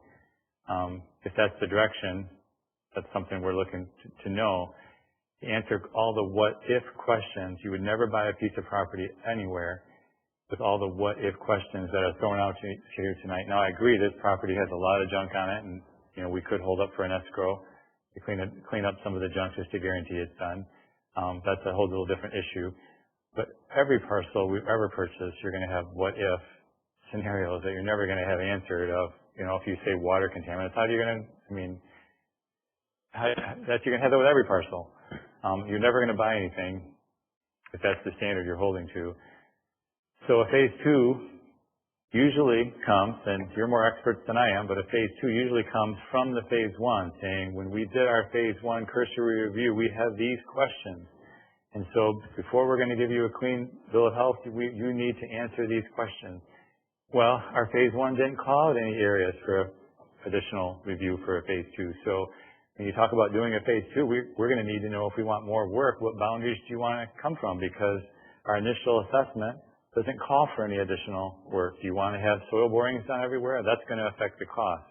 How in-depth do you want to get? Do you want to have water samples? It can get pretty in-depth to verify it. It's just, that's the hard part. We need to know what you want. But if you have concerns about following through in the sale based on what you know, I think that's the direction we should know about now. If you're just concerned about the environment, you want them satisfied, we're going to go through the sale, well then, what is it going to take to address those concerns? Because if we get 10 soil borings, it's 32 acres. And are you going to then look and say, well, that's one for every 3 acres. Is that enough? Right. So it's hard. What are you looking for? We're just for going by what the board already decided. The board decided to move forward with this agreement. Right.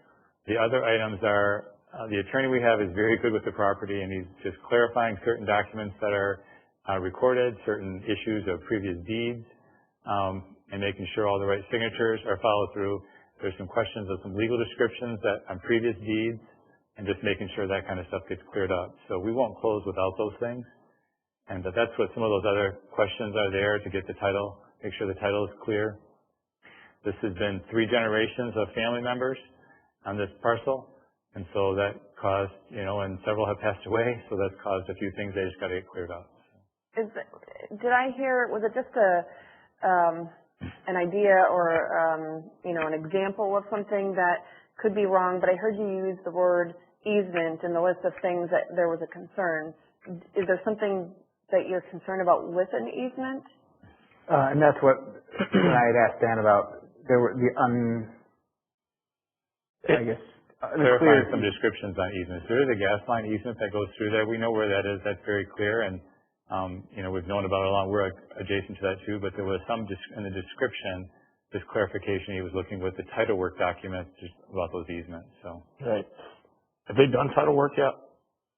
Yes. Yes. Dan, do you think that it's possible we could get some retainage for cleanup of that property yet? I think we could certainly ask for an escrow as long as I seriously, you can say you can trust people. Here's the deal. I own rentals and I get a security deposit. People will walk away from that thing and I can spend a whole lot more money cleaning that apartment than what that security deposit will pay for. So I'm not disagreeing with you. That would be wise to get an escrow. Yeah, certainly. I think based on the resulting environmental report, we want to have an escrow that these things are all removed, which is fine. I mean, certainly, depending on the things that have been there, but if it's been a family property for 3 generations and there are already some potential concerns and you're seeing things that just from the outside without even going into a barn, I mean, it makes sense that, there could be potential, if they clean it up, that can resolve. It's rented to 4 different people right now for small segments of it. And so that's part of the issue. Some of that property that has to be cleaned up belongs to some of those tenants. Okay. And so that's part of give them time to get it all cleaned up before they come through and finish it off. That's part of the concern, and that's part of why it's addressed later in the meeting. Are we going to rent any more to the additional tenants? We wanted that. That's the question we're asking. Are we going to continue that? Because that affects what gets cleaned up and of their property, and when their property has to be removed. is there currently a motion on the floor? It's, yeah. There is, but I'm not quite sure I follow it fully. Maybe it could be repeated because is it changing our trajectory here toward a closing? Well, I think the motion was... Because, I guess, the environmental concerns, if it warrants moving forward with phase 2 a la carte. Motion we have before us is to perform additional. Do we have any costs about what that, well, you said, I mean, I understand that if we do 1 soil sample per, 3 acres, that's a different cost than if we want every 10 feet, or, I understand, but just to have a basic phase 2 done, do you have any kind of an estimate? Well, a basic phase 2, like I said, would be specific to an area. Hey, we had a concern here, there was something happening, so that's 1 acre. Right. We could spend $10,000 on a phase 2 for a certain specific area or a certain specific issue to start getting soil samples, to dig it out. It's hard to speculate when you're looking for a needle in a haystack, but you don't know if there's a needle there. Okay. They're going to say, what are we looking for? Right. We don't know. Is your best estimate with that, all that we've talked about then and not knowing exactly what we'd be looking for, is it your best estimate that it would probably be no less than $10,000 for us to do something like that? No, it's my estimate that you would not be satisfied with anything because we don't know what we're looking for. Okay. Any boundary. And that's why I was trying to find out, what are you looking to be satisfied with? If you're going for all the what ifs, that's not possible. It would probably be, getting quite expensive to start digging up and testing everything. If you're just saying, hey, there was one little spot we want you to check, then yeah, that's much less expensive. That's when you talked about, hey, we can do a sample there, yeah. But when you don't know where that spot is. And that was my concern from their original report. They didn't specify any spot where refueling took place, or fuel storage, which farms typically have a pretty, 400-gallon storage tank that they keep fuel in. So by them not saying, they didn't find it. So they didn't recommend phase 2 because, we didn't find anything. We didn't find any chemical mixing area for herbicides. We didn't find any fuel station tanker abandoned to justify a phase 2. So, and that's why it would be difficult. I would say, if it was me, I'd say I'd look at the well, the drinking well. That'd probably be a spot because that'll sample that water. I would look around areas of the barn, look for any signs of where something might be. I wouldn't say just go around the field and start dropping samples here and there. I think and probably them, based on their experience, kind of get a pretty good idea where operations would do such work. But my fear is spending $10,000 of my taxpayer money. I'm not on a goose chase, but I want to make sure I'd rather lose 10,000 than 500,000. Right. Is my concern, and I don't want. I mean, is it worth it? And I guess that's up to for the board to decide if that's worth it. If it was my personal property, I would do all my due diligence and I'd have that stuff cleared up beforehand, and then I'd take that risk and say I take $50,000 chasing down the what ifs. And when I say what if they are what ifs, that might be fine. It's probably fine. I'm not sure. I don't know farming, so I'm not sure what kind of chemicals they used 40 years ago. So I'd like to call for a vote, but I'm not really sure what that looks like. I would just say that we know we have 3 people from the fire board that, based on last meeting, have not changed position. And so it seems to me if we're looking for building a consensus to negate the contract, that we'd be better served, if that's the will, to do so without a lot of additional expenditure, and not use that as some sort of cover for a potential termination. So it seems to me you either want to move forward or you don't, or you maybe want to be more specific about your motion. Yeah, I was just going to ask you about the thing that I heard you say, well, cleaning up the barn, and that'd be part of yours as well. But it seems like you're talking about a well. Is there only one well on the property? I think it listed one specific drinking well or one well. I'm not sure. I mean, so I'm just wondering if you're trying to specify then that for the purposes of what you would be concerned about, are you essentially trying to have your motion narrowed down so that it would be for the cost of just testing that sampling of that water and whatever ties into the cleanup of that barn so that we're sure there's nothing in there that could potentially be a environmental hazard? I don't think the cleanup of the barn, I'm worried about environmental, I'm just worried about extended cost. Okay. Because I look at it and go, there's a lot of junk around here. I mean, to clean that up, you're going to spend a lot of money. And you're looking at lots of dumpsters and lots of help. It's a mess. I guess my thought is if that's what your thought is, at least as far as the water is concerned, is just to do some water sampling, I can't imagine that would be that costly because it's not a full phase 2. It depends what you want to test for. Usually the environmental or phase 1 says they use this chemical on that site, so do a water sample or do set to test and see if there's that chemical there. Gotcha. But they didn't say that, so that's why it's really hard for us to know what you want to do. Right. Because it doesn't say, hey, you're looking for arsenic or you're looking for this. Right. Yes, if we were only looking for arsenic, it would be less expensive. But if it's, PFAS, are we looking? I mean, what are we? Right. You start adding more things to the list. And I would think, from them doing a lot, they have a pretty good idea when we're looking at a farm operation. There's certain things they're looking for because they've done thousands of them over the past. So they kind of know it's different than if they're looking at a corner gas station where now they're looking for something completely different. To give an analogy, you kind of look at it, sort of like asking the architect, why don't you build us something over there? What would you do? And, I'm just saying it's very vague. They will have a broad scope. Well, we can check this. We can check this. They'll be happy.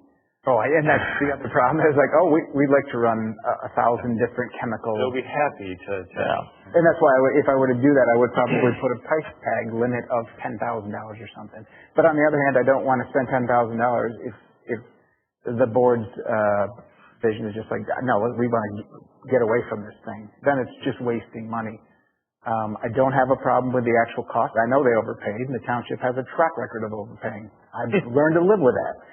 The cleanup, I think there should have been in the contract that is explicitly stated that they will clean up, and if not, they have to pay a certain amount. Well, then do you want to revise your motion to be that? Because I feel like that is something that we can vote on and move the agenda forward. Yeah. I feel like we're just sitting and spinning our wheels. Do you know what I mean? I don't mean to be disrespectful at all, but I feel like we're sitting and spinning our wheels and talking in circles about it. And so I think that, Michael, if you're the one that added this to our agenda and made the motion, and so if you wanted to revise your motion to include $30,000 to be put in escrow and not released until property cleanup was completed, you know, after the tenants who have been, working on that land after their leases end, that all the cleanup has happened. That feels like something we can vote on. I haven't heard a motion on this topic yet that feels like something that's votable. I think that would be, I agree. I think, and I appreciate the way that you kind of pulled together exactly what he said with the concerns that Gary said. So I don't know if that's your thought, but that seems like a really good way to move forward with it. And hopefully he already grabbed exactly what her wording was. We either have to withdraw the motion that's on the table. Yeah. Or the motion maker has got to amend that motion right now. Yeah. Because we can't be adding motion on top of motion. Well, that's what I've been waiting for this motion to be voted on so we can bring another one. So. Unless you want to amend yours to simply. Either way. You like the cleanup, I will pull back my motion. Do we have support? I did. Yeah, you could amend it if you would choose to do so. I don't want to deal with amending. You want to remove your motion? Not one of my issues. I don't have a problem with that. Support remove the motion?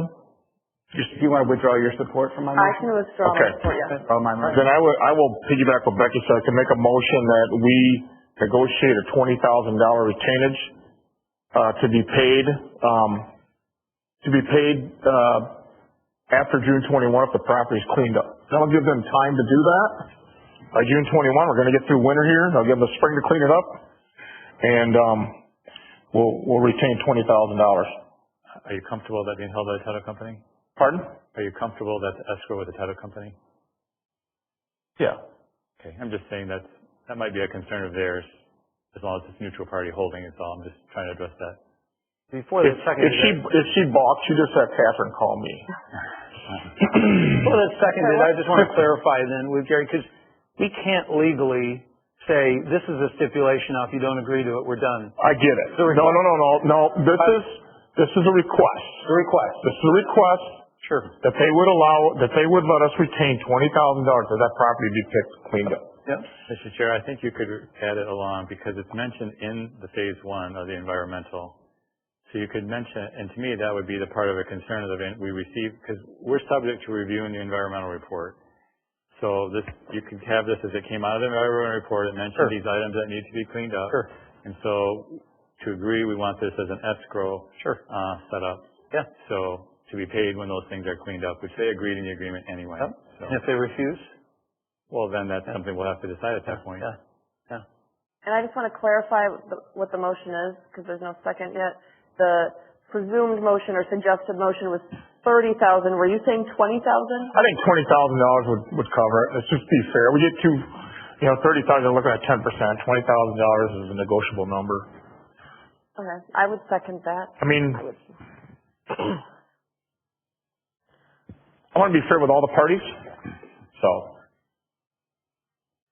Okay, it's moved and seconded. We've had a lot of discussion. I'm not convinced necessarily that if we have a closing date staring us in the face that this, let's say they flat out reject it, would somehow then entitle you to another 30 days and the luxury of being able to sit down again in January and discuss this without being in breach of the contract. So it's almost one of those where you're better off saying, I authorize Dan as our representative to try to negotiate that. And if he's able to, great. If he's not, we have a binding contract. Right. So we'll hold him to it. Right. We'll have to hold him to it. Yep, and same with my motion too, is just, I wanted to see if there was support to do that study. I'm not comfortable, but I voted against it so I can say I brought it up and I didn't get the support. So I just, that is a fear, it's a maybe, but I just wanted to put it out there. Okay, so we've had Gary's motion's been seconded. Let's call for a vote then. All in favor? Motion is stated. A point of order. A couple of times tonight when we've done the, whatever, I'll say aye if you're in favor. I often am missing, I have basically delayed hearing, and so by the time I'm catching on to what is being said, there was at least one motion tonight and another motion last week that I didn't hear you in time, and by the time I went to say nay, you were talking on something, and so I know last week or 2 weeks ago was recorded as a unanimous vote. So if we could do roll call just for the purpose of making sure that I'm not missing the opportunity to vote either way because I have to vote either way. But I understand that you're asking for roll call votes from this point forward on all matters at all future meetings. Dan, unless you have another suggestion, that was the only one Dan gave me. I mean, she presented, she's unable to hear properly what it is. Any board member has a right to request a roll call, and you have Sure. to do it, so. Sure. I'm just thinking as it relates to that, the problem isn't so much hearing your fellow members and as they vote in unison, it's knowing what's being voted upon. Well, correct, to be able to know that.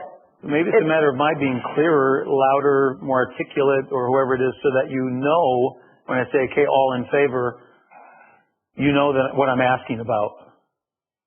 Sometimes it's just the speed. I mean, it has happened several times. I don't, like Becky said, I don't mean this as disrespect to you. It's just the speed at which things are happening. I'm like, oh my gosh, I am struggling to, especially if I'm not staring at your mouth, because I read lips. If I happen to be looking down at the documents that we're talking about or whatever, and then I catch on that, oh my gosh, I think you're, okay, I was going to vote. And I don't want to be a pain in the butt that we'd have to do a roll call vote every time. I just asked Dan because I don't know how else to address it to make sure that I'm actually voting yes or no on every single motion.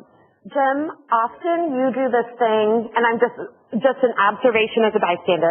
Often you do this thing where you say, okay, are we all ready to vote? And you look to your left and you look to your right, and then we do. Sure. And it feels like when that happens, if our rhythm could become that happening and making sure that you have eye contact from all of us or a nod that we're ready to vote, then it might work more in Catherine's interest for us to all in favor say aye versus roll call. But then some other times you don't have that pause. You say, okay, it sounds like we're ready to vote. All in favor say aye. I want to know why that is, because sometimes some of you have the habit, and the previous board too, of if I'm looking this way and that, you feel compelled to speak. And I feel like we're ready to vote, and I'm almost begging you to say more. That's why I have tended to. We could all disagree, though, that if Jim says, are we ready to vote, then he's looking for a nod or a head shake down the table. And then I think that would be faster than us roll calling all the time, but still meet the need that Catherine is articulating. Could we try that? Let's try that. All right. So the motion, as it's been articulated by Gary, and I believe seconded by Catherine, is before you for a vote at this time. And can we voice vote then? All in favor say aye. Aye. Aye. Opposed, same sign. Aye. All right, and that has passed, and Dan, you will apply your best understanding of what was just passed. All right. Item 15, request to extend the use agreement for the 44th Avenue soccer field. There a motion to approve a one-year extension of that use agreement as recommended by the Services Committee. I'll make the motion to approve the one-year extension of the agreement as discussed in Services. Second. Okay, it has been moved and seconded. Is there discussion among the board on this item? Yeah, I'll just say, they've been with us now, is it 2 years? They had exclusive use for the past year, but then kind of shared use prior to that. Okay. It is the Hornets Soccer Club. They've been a great tenant, very respectful, no complaints whatsoever. I know in the past when I was on services, they had asked for a 3-year extension or a 3-year contract just for scheduling and just so they could plan for the future. And they've been phenomenal, no complaints. I'm not sure why they didn't ask for a 3-year this time, but they would be interested in the 3-year. So I would just make an amendment to change that from 1 year to 3 year. I believe we have a 30-day, or we have severability, so that's the other thing. We're not locked in. I would support that amendment. And that is premised on Rod's representation that he expects they want a 3-year. Okay. Mm-hmm. All right. Any discussion on the motion, I guess, that's before you now by way of an amendment, yes, to the original motion? All in favor, say aye. Aye. Anyone opposed? All right, and so the original motion has been amended, It's been amended to make it a 3-year extension. Is there any discussion now on the motion as amended? Hearing none. I think it's a great fit. Ready to vote? Yeah? Good job, Hornets. Good job, Hornets, wherever you're watching, if you are. All in favor, say aye. Aye. Anyone opposed? All right, that item is passed. 16, I might just give a preface that I'd like to see this table, but anyone wish to address item 16, what I call the cart before the horse? The one thing that I would say about 16 is that our conversation and services, Ryan and mine, was all contingent upon the ink drying on the page of the deal. But this conversation had to do with all of the junk on the property, much of which the property owners say is owned by some other people who have been using that property, who have been farming that property. And so it was moving in the direction of severing most of those relationships, because they weren't our relationships, but severing most of them, but limiting Roger Victory to be the one that we will continue to let farm the property, contingent upon the ink drying on the page. So I'll make that motion to allow farming on the property to be limited to Roger Victory as recommended by the Services Committee.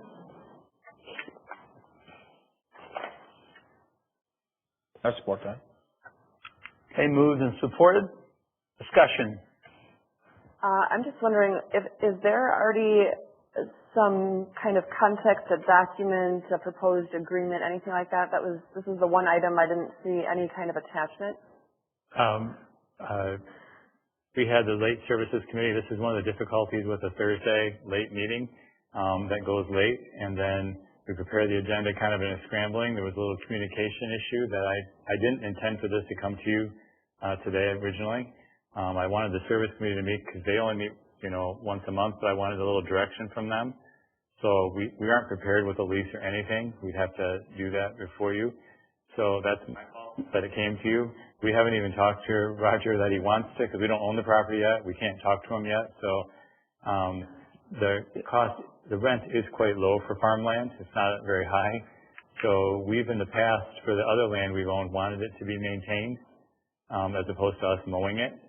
And so that's really kind of what we're looking at here until the township decides what to do. Let them have it for a year to keep it mowed so it doesn't turn into a wild field. That's what we were thinking. But we really don't have anything prepared for you tonight.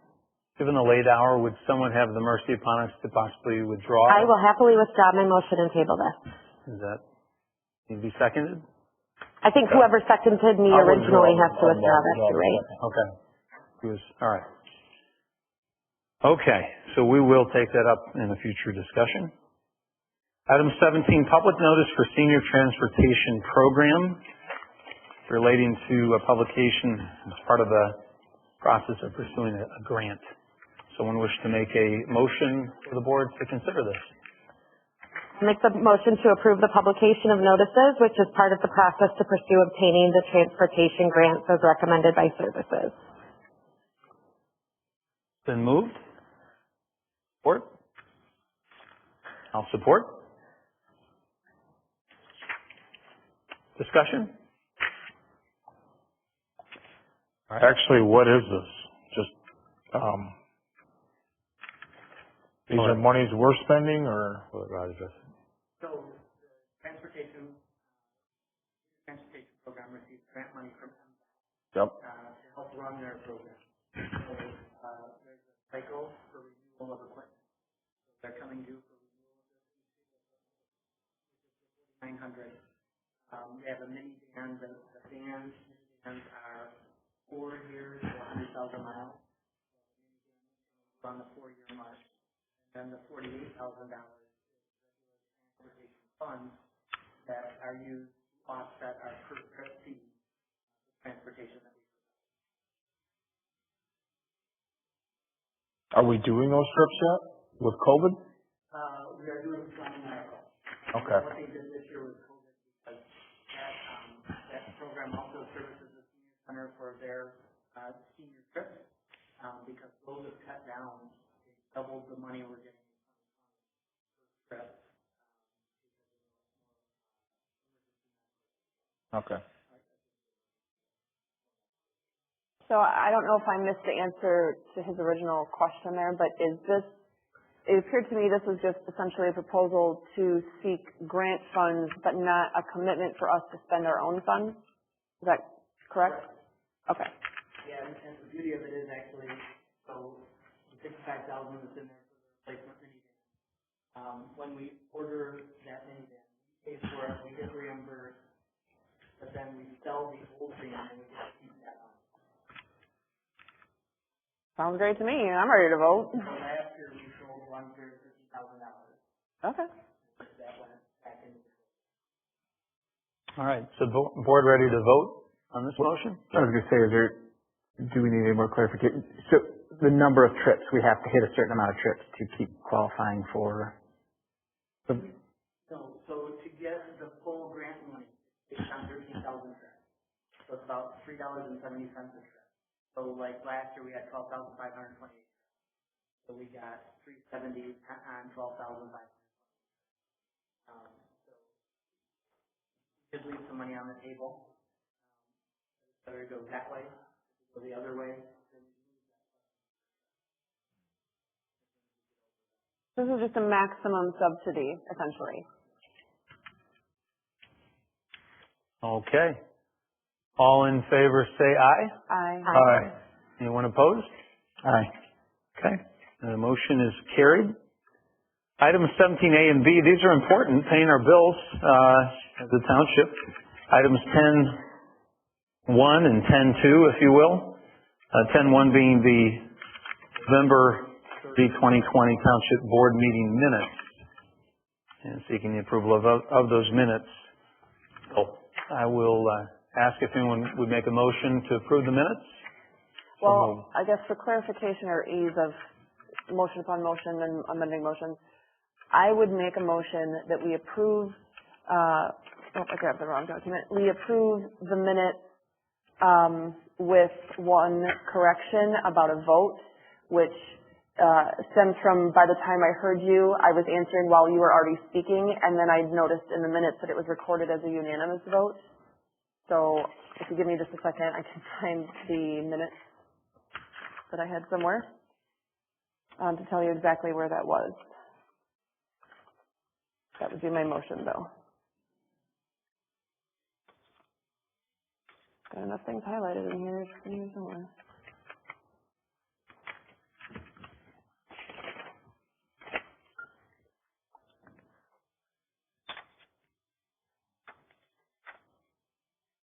Does anybody have a printed copy of the minutes?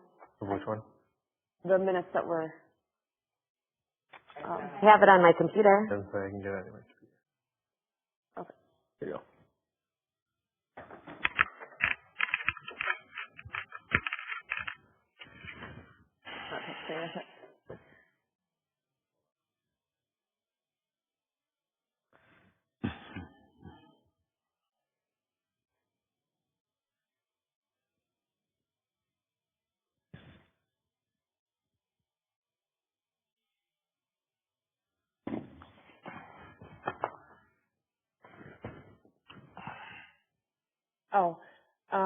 It was the sidewalk waiver request for 44th Street.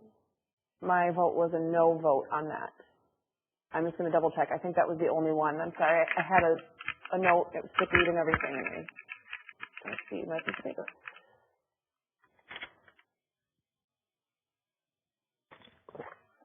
Yeah, that was the only thing. I had voted no on that, but I had voted while you were already speaking, so nobody heard me. Okay. So the motion is? To accept the minutes with the one correction of recording my vote as a no vote on the 44th Street project from last time. Second? And then Support. number 10. What's that? Just to help you get, it's item number 10. Second? Do we have a second? Yes. All right. All in favor say aye. Aye. Aye. Anyone opposed? Okay, the minutes are approved. Now we've got the bills. And Catherine, this was your item, and I think you referred to bills generally. Yes. I had these all in order. I apologize. What on earth did I do? Oh, here we go. Oh, now I found the minutes of the meeting. That's nice.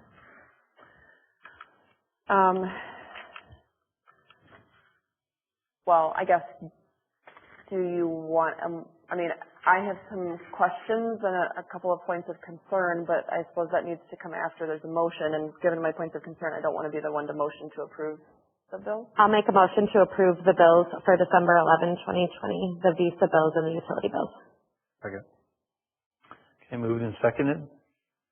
So, the concern, one of the concerns I had, kind of stems with somehow how I got confused on the item, approved for the other department. But, I noticed that scattered throughout, there was a lot of, money being spent with our fire department. And again, not that it's a bad thing, but I wanted to make sure I was understanding, you know, because with this being only our second full meeting on these kinds of issues, it just seemed like a lot of money. I was noticing on page 1 that there's $286 there. There is another expenditure for, it says fire truck, $24,653. We had another piece later on that was 2 items listed as fire truck. What's that? Oh, okay. Do you want me to wait? Oh, okay. 2 items on page 8 that total $9,640 for, I don't know if it's fire truck 825 and fire truck 821, if it's actually the numbers of the fire truck or if that's some other indication there. And then on the same page, fire truck is listed at $4,743.70. And then on the next set of documents, I'm assuming it is a fire hose, but it just says Fire Hose Direct is the supplier, and its supply is $102.20. So I just had a concern as to,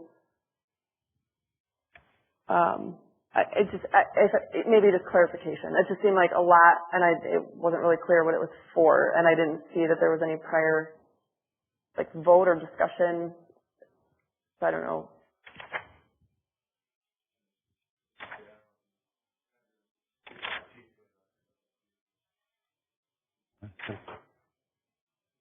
Right, that's what I was asking. We just Do you want the chief to address your concerns? I would. Okay. Right, we purchased 2 new trucks Okay. this year, so I'm assuming some of this equipment is preparing for the new trucks, but I'll let the chief address the specifics. Awesome, thank you.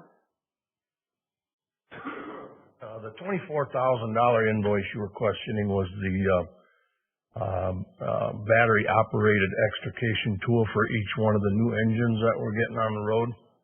And that went through the board, the services committee and the board.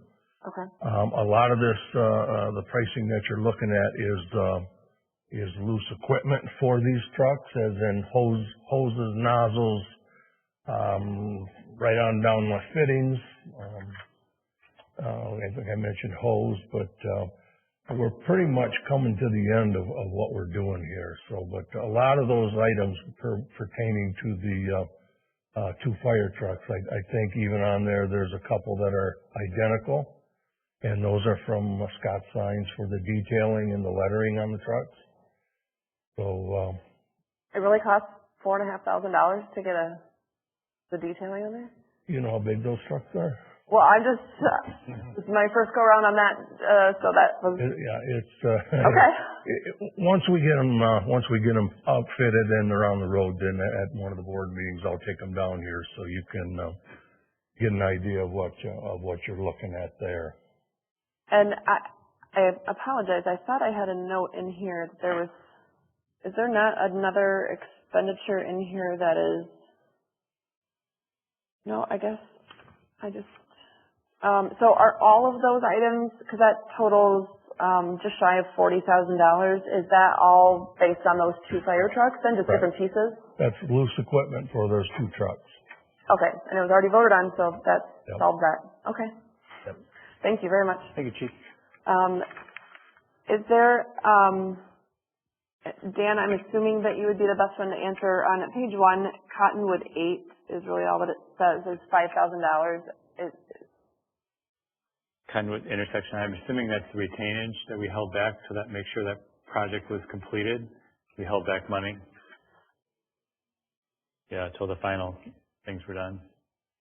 Okay.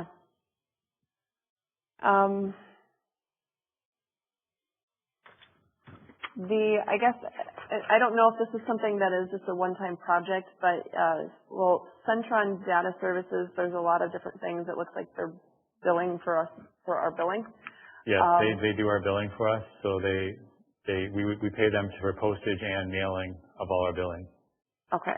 So then I assume any other like items that are listed scattered throughout here is just like if postage is listed as just other postage that has nothing to do with billing. Right. All billing that's included in that package. So the tax bills went out December 1, so then we get a bigger lump sum. Plus we use it for water billing as well. If it helps you with peace of mind, Michael and I spend today probably a little over 2 hours going through the invoices, going through everything, and we sat through it. Yes. And we signed the checks. So you're more on the hook than I am, is what you're saying to me? Pretty much. So I guess I do have, as far as the almost $12,000 on the cross connection program, is that something that was already voted on? Yes, the board voted on that multiple years. It's a state requirement. Okay, I'm good. Yes,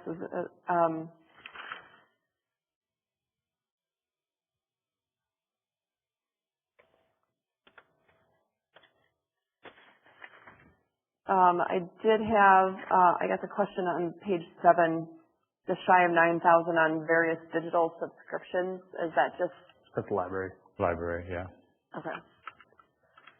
And I think that was. Are we done with bills on the library? For construction, you mean? Well, I see $5,000 for the sign out front again. I was curious what that's all about. Well, we held off on doing the signs on our building. I kind of wanted to see how people were coming through and coming, in the facility. Then, of course, we had COVID, so that made it really slow to order the signs. But yes, that's for the directional signs you see and the signs labeling the buildings, like above the doors. And then you'll see in the parking lot kind of pointing which way for people to go. So. I just have one last question. So there were a couple items that just talked about team building lunches. It looks like it was like just shy of 1,500 total or 1,300 total or something like that. Is that just, who is that? That's our Christmas party. Christmas party. I'm sorry. It's our annual Christmas party. For the township? Mm-hmm. Okay. Yeah, for all staff. Staff of the township. Okay. Staff of the township, yeah. Those are all my questions. So is there still a motion? Hey, is the board ready to vote? All right, all in favor say aye. Aye. Anyone opposed? All right, the bills are approved. Item 18, Fire Department Lucas device request. Is there a motion to approve this quote? I'll make the motion to approve the quote to purchase 3 Lucas devices as recommended by services. Second that. Okay, moved and seconded. I would hope you would after you guys are the ones that voted on it, right? Board discussion? These devices are very cool. Essentially, they are machines that do CPR compressions, and likely more effective than human compressions because they kind of suction cup to the victim's chest. So it's not just pulling down, but it's also pulling back up, which can cause some inhale. I'm good so far, right? Okay, he'll correct me if I'm wrong. These serve some good purposes. One of them is that if the machine is doing CPR compressions, you're saving on manpower. Another one is that if they have to use one of the tarps with handles that you would use to move someone up a flight of stairs, out of a basement to the ambulance, something like that, these devices could continue to function during that transport, which isn't true of actual human CPR because you would need that firm surface behind them. The fire chief did and one of the other fire officers did a demonstration of the loaner one that they have been using for the last few months. And so this motion is to approve 3 of them so that there can be one housed at each of the fire stations, which increases response time. We had some conversations about if you just put one at one fire station and then ask for that one to be brought to the different cardiac emergencies. But it seemed like just the size of the township and the quickness that you would want these devices to respond to a cardiac emergency necessitated the purchase of 3 and not just 1. Thank you for that summary, Becky. Any other comments from the board on the motion that's before you? Yeah, how many medical calls do you guys go on? I mean, I understand the fire department, but I also understand we have E-units and we have an ambulance and, you know, I'm just wondering, do you do a lot of calls? We do a lot. This year it's up more than usual. Is it? Right now I looked at our numbers today, and this is everything. Right now we're at 710 calls. Okay. Other years, if we got 500, 550, that was a good year. But this year, obviously with the COVID medical emergencies going on, our calls are more than what they ever have been.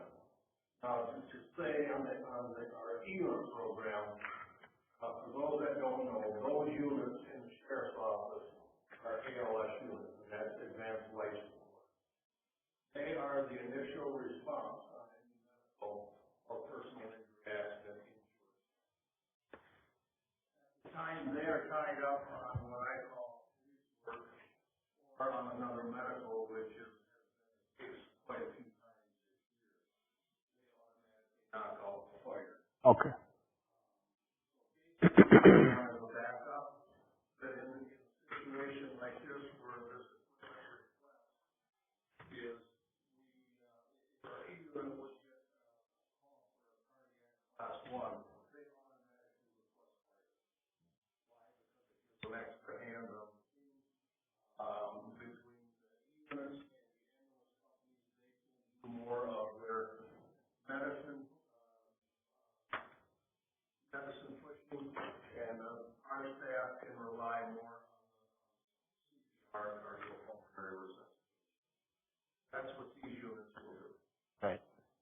Did you say what the lifespan of these would be? I don't think we ever got any kind of a lifespan on them, but I think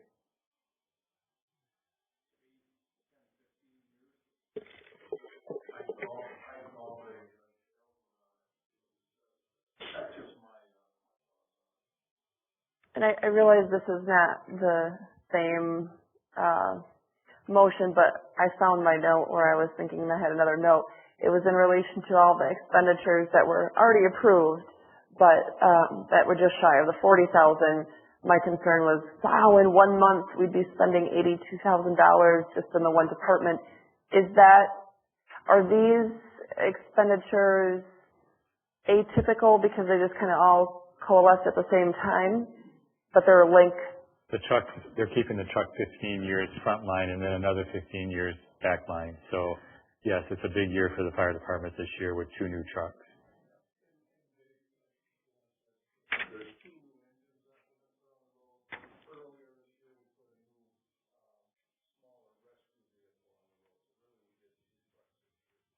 So that's why the increase in the funding, basically to retrofit all 3 trucks, because the current trucks that are in front line right now are going to back up.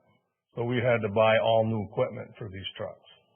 Okay, so the fact that this is all coming out in like one period of time is an anomaly for... Next year, you won't have that. Well, even next month. I mean, I'm new to the board, so I'm like, oh my gosh, this is a lot of money. Like I said, we should be about coming to the end as far as purchases go. Okay, that makes me a lot more comfortable to know that. Thank you.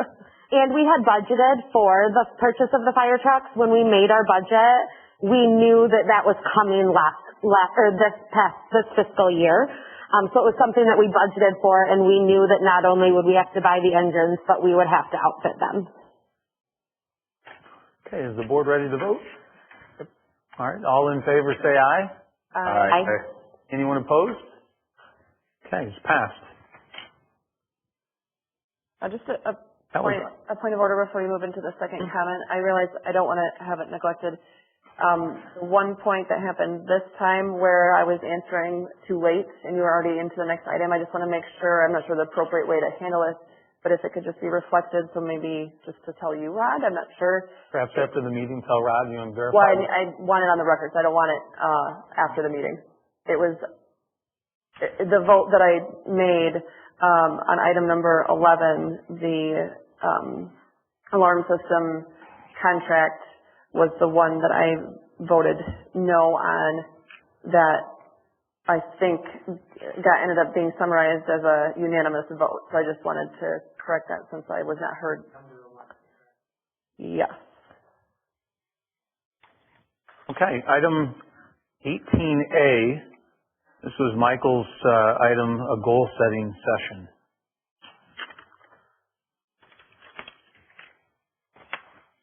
I would make a motion that we set a tentative goal-setting meeting. January? Choose a month and yeah. January. So Direct them to check with our schedules. Yeah. All right. There's been a motion made to schedule a goal-setting session for January. Is there a second? For the purpose of discussion, I'll second. I would have a question afterwards. Okay. It's been moved and seconded. Board discussion? Okay, I'll start. I would just say basically what we've done every year as a board is in the fall, usually it's November, we set a goal-setting meeting where everybody kind of puts together a list of what their goal is, and we as a board sit and say, okay, we've got X amount of money, or here's what we want to accomplish, whether it be walkability, park improvements. We all kind of start brainstorming on what direction the board wants to take moving forward in the next year, 2 years, 3 years, 4 years. Usually it's typically just 1 year out, just kind of a, although I think maybe the first year in 2016 we did a 4-year, just kind of what we plan to do. But that way we're kind of moving in unison. We all get a rough idea where we're headed. So that way it's, when stuff comes up, it's not like, well, what is this for? This is kind of willy-nilly. This doesn't have anything to do with it. And then later you find out, it's like, well, overall, if this is what we're trying to accomplish, this had nothing to do with it, didn't help us get to that goal, just spent money. So that's what I would say. And I think one of the concerns was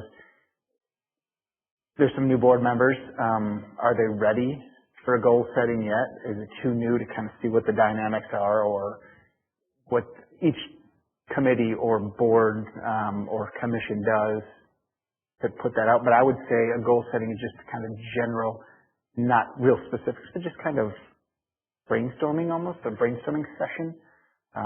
Just deciding, is it parks?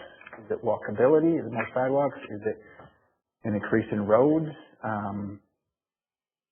What do we do as a board moving forward? General, big picture idea stuff.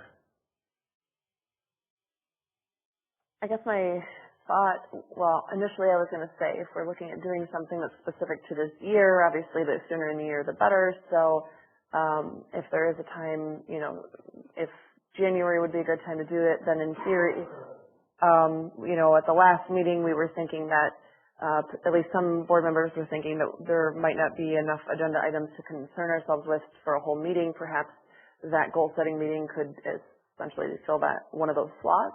But as you began to talk, though, I'm wondering if maybe it is too soon, if we're looking for an overall bigger picture, especially if we're going to be relooking at the whole master plan for the community. Not that that's the exact same thing, but if in general you have some of the same concepts about what features are important, perhaps it would be better to try to wait a little bit and feel out some of those things. So, I don't know. To your first point, I think based on the experience thus far, 2 or 3 items could fill a meeting. So I think we'll be able to fill 2 meetings a month. I think this would be better held on an evening, probably. We've done it in the past, it could even be a Monday late afternoon. It could be a 5 to 9. I think there ought to be a limitation on it in terms of the amount of time. But yes, I think generally speaking, those have been productive. We haven't had one for a while. I think at the outset of a new board, that's probably a good idea, Michael. And I'm with Catherine that it wouldn't necessarily have to be January. Maybe you look at in the January, February range and see what works. Gary? Yeah, I like to get my feet a little bit wet on a couple of the committees I'm on. January just seems a little early for me. I've only been to one meeting to each committee I'm sitting on, so really to know what goals I'd have coming out of there just yet. I'm not sure I have a good feel for that. That's just my opinion, but. For what it's worth, I know all of us kind of duck in and out with different things, and I know Dan and Rod, we'd like to have you a part of those things, and so there's a number of schedules that have to come together.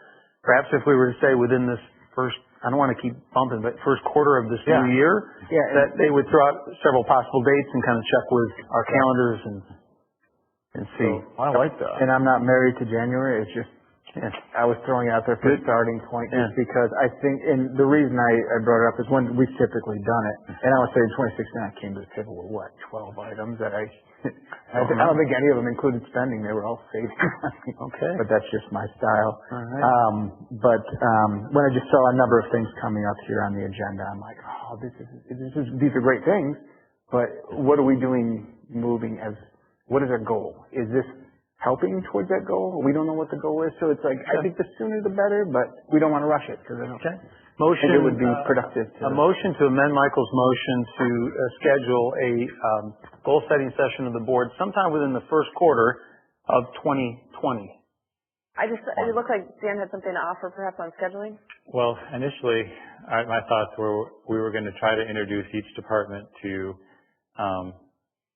at a meeting similar to today, but then like fire are planning on doing one in January to let the fire department present their items, and then have library present and have water and sewer in each one. And then my thought was the goal setting session, but that's might push it much later than you're thinking is even into April. But that's what we were thinking. Now we can do whatever you want. If you want to have it in February, that's fine. I'm quite all right with that suggestion, Dan. I don't know what I want to do, but that's what, thinking that we would have these different departments come for you each meeting to kind of give you ideas of how we're interpreting things, how we're doing things, and then you can tell us if you want to change those things. So. You don't have a second on your amendment, do you? No, and I withdrew my motion. I would move to amend the motion then to, as long as we're able to not have, another polar vortex and we're whatever. But if we can continue at a reasonable pace for all the departments, that we do a goal setting session like right after that's done.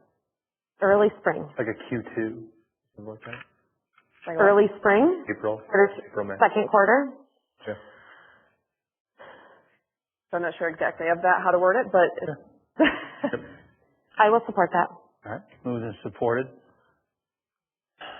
All in favor of revising Michael's original motion then to push that date out, perhaps to the end of our training sessions, if you will, to maybe around April, May? Say aye. Aye. Anyone opposed? Okay, so that was to amend the original motion. Do we have to now amend? I guess we need to vote now on the motion as amended. The motion as amended, do you now approve of this goal-setting session as a board in April or May, as to be determined according to schedule? Yes? Yeah. That's the motion before you, as amended. Okay, all in favor say aye. Aye. Anyone opposed? All right, Michael. Good. Maybe it wasn't as soon as you got it through, though. Good. I just want to Get make it sure talking. All right, that's fine. that we move forward at That's some fine. point. 18B, packets. That's all I've written down. Packets. I'm looking Catherine's way. yes, I would make a motion that we have 7 to 14 days notice of meetings. We already know when the meetings are, but that not just the agenda, but the packets would be given to us at least 7 days in advance, not just for us, but for committees.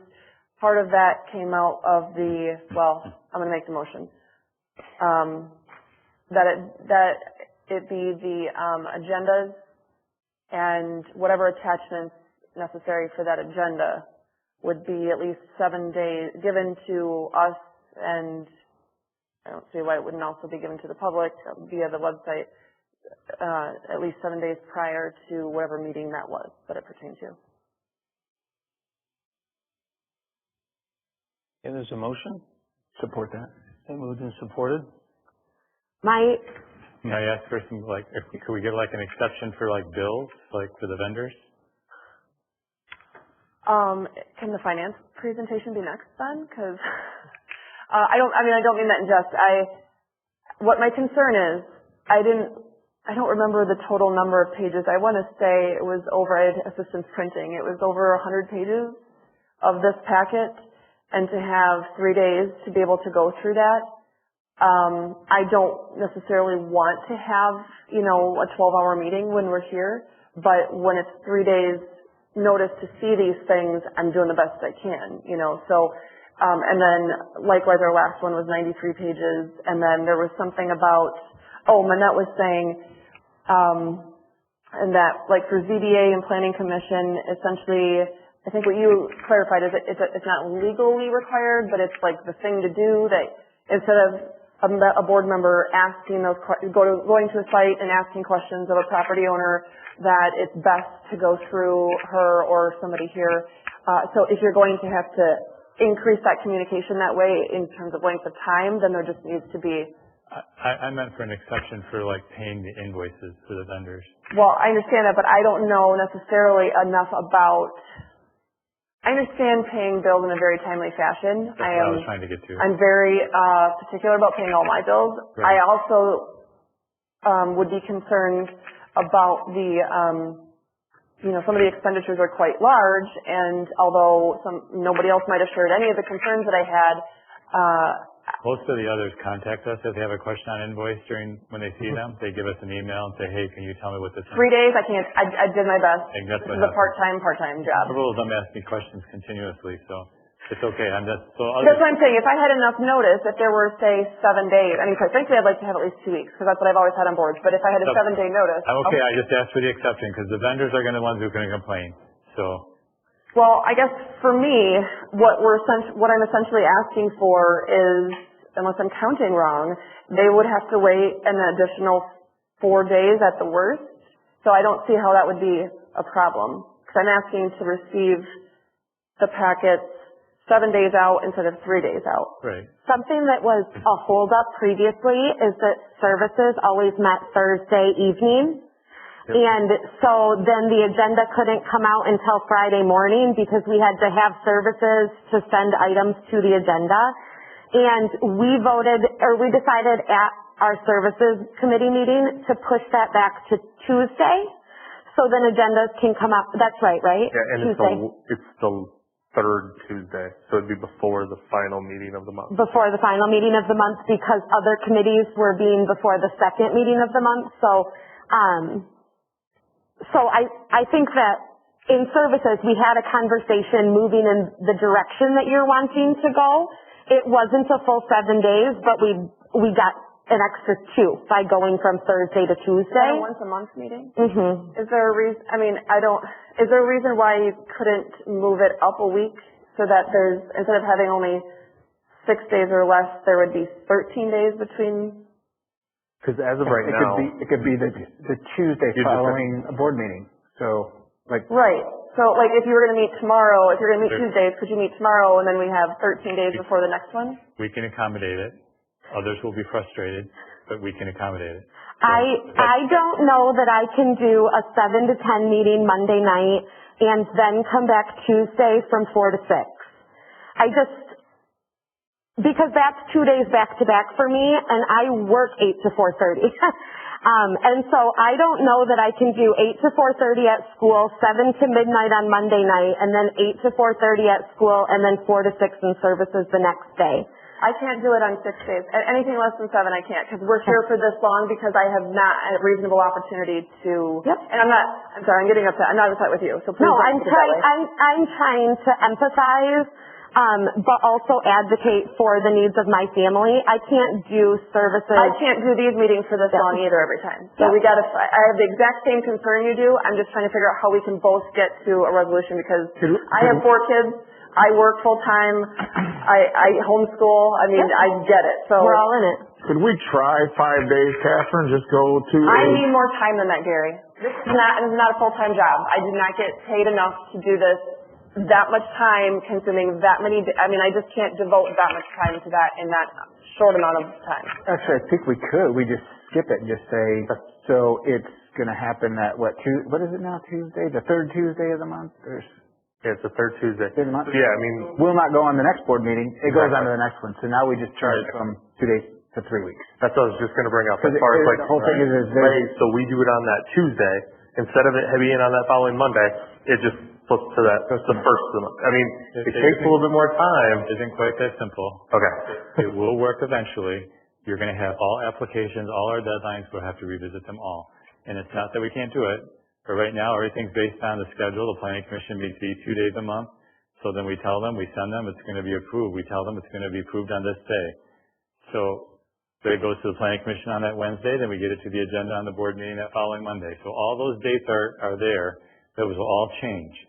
So applications that are expecting a certain approval date will end up waiting 3 weeks. So it's okay, and it's nothing wrong.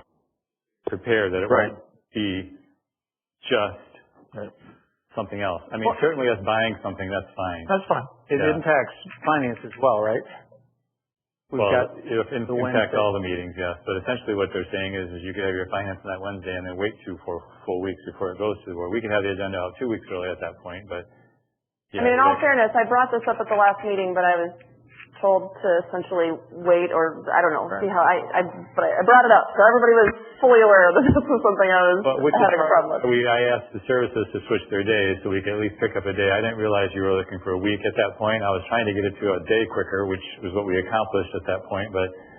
I think too often we have matters come before us, at least I can speak to Finance Committee, where I shouldn't say often enough, that we don't have the luxury of delay. That does happen.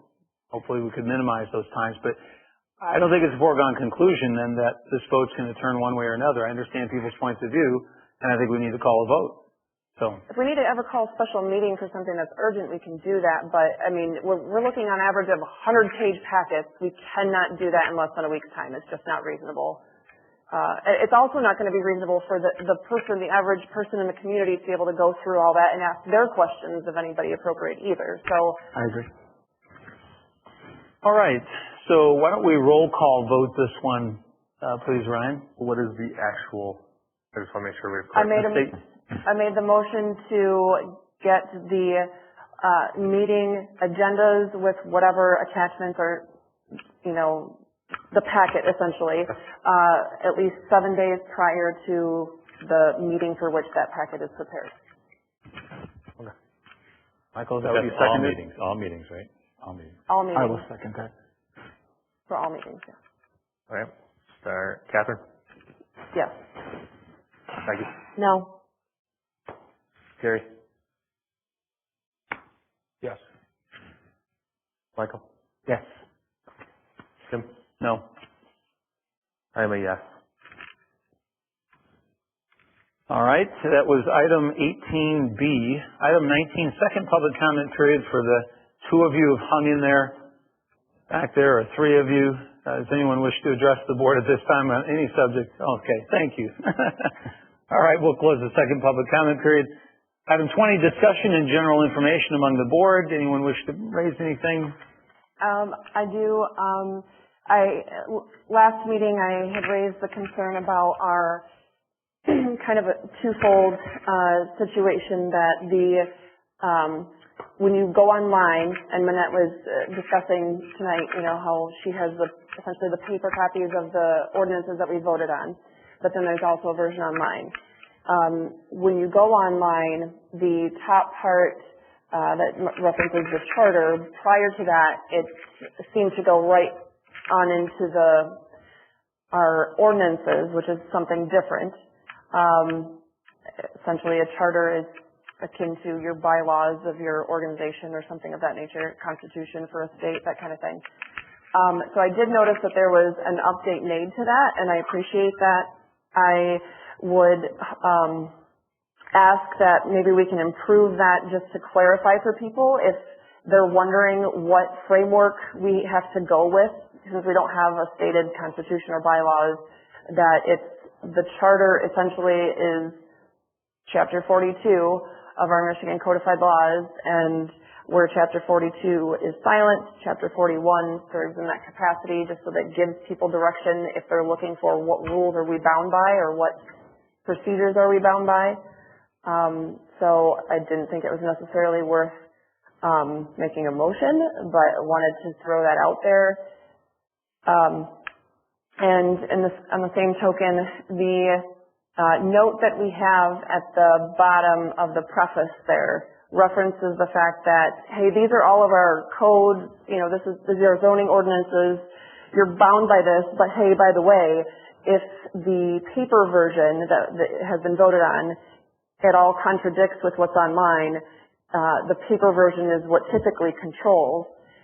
Number one, it doesn't have a finite answer there, so how does a person know which one would control for sure? But number two, what kind of notice are we giving people of the rules that they're supposed to be governed by if they can't go online and see them with all the rest of them? So I would think that we would need to, I don't know if it has to do with a specific action item needed on our part, if it's an action item that needs to be happening on the side of the people that do the website, or, what might be needed there. But maybe it's to say something that ordinances would actually become effective upon 72 hours after the vote, so that gives the company enough time to put it online and so everybody can see it once it's official. I don't know what would be the correct mechanism, but it just seems really wrong that we could have rules that we're all supposed to be governed by that aren't even available with the rest of the set of rules for people to be able to look up and know, oh, okay, if I want to put a fence,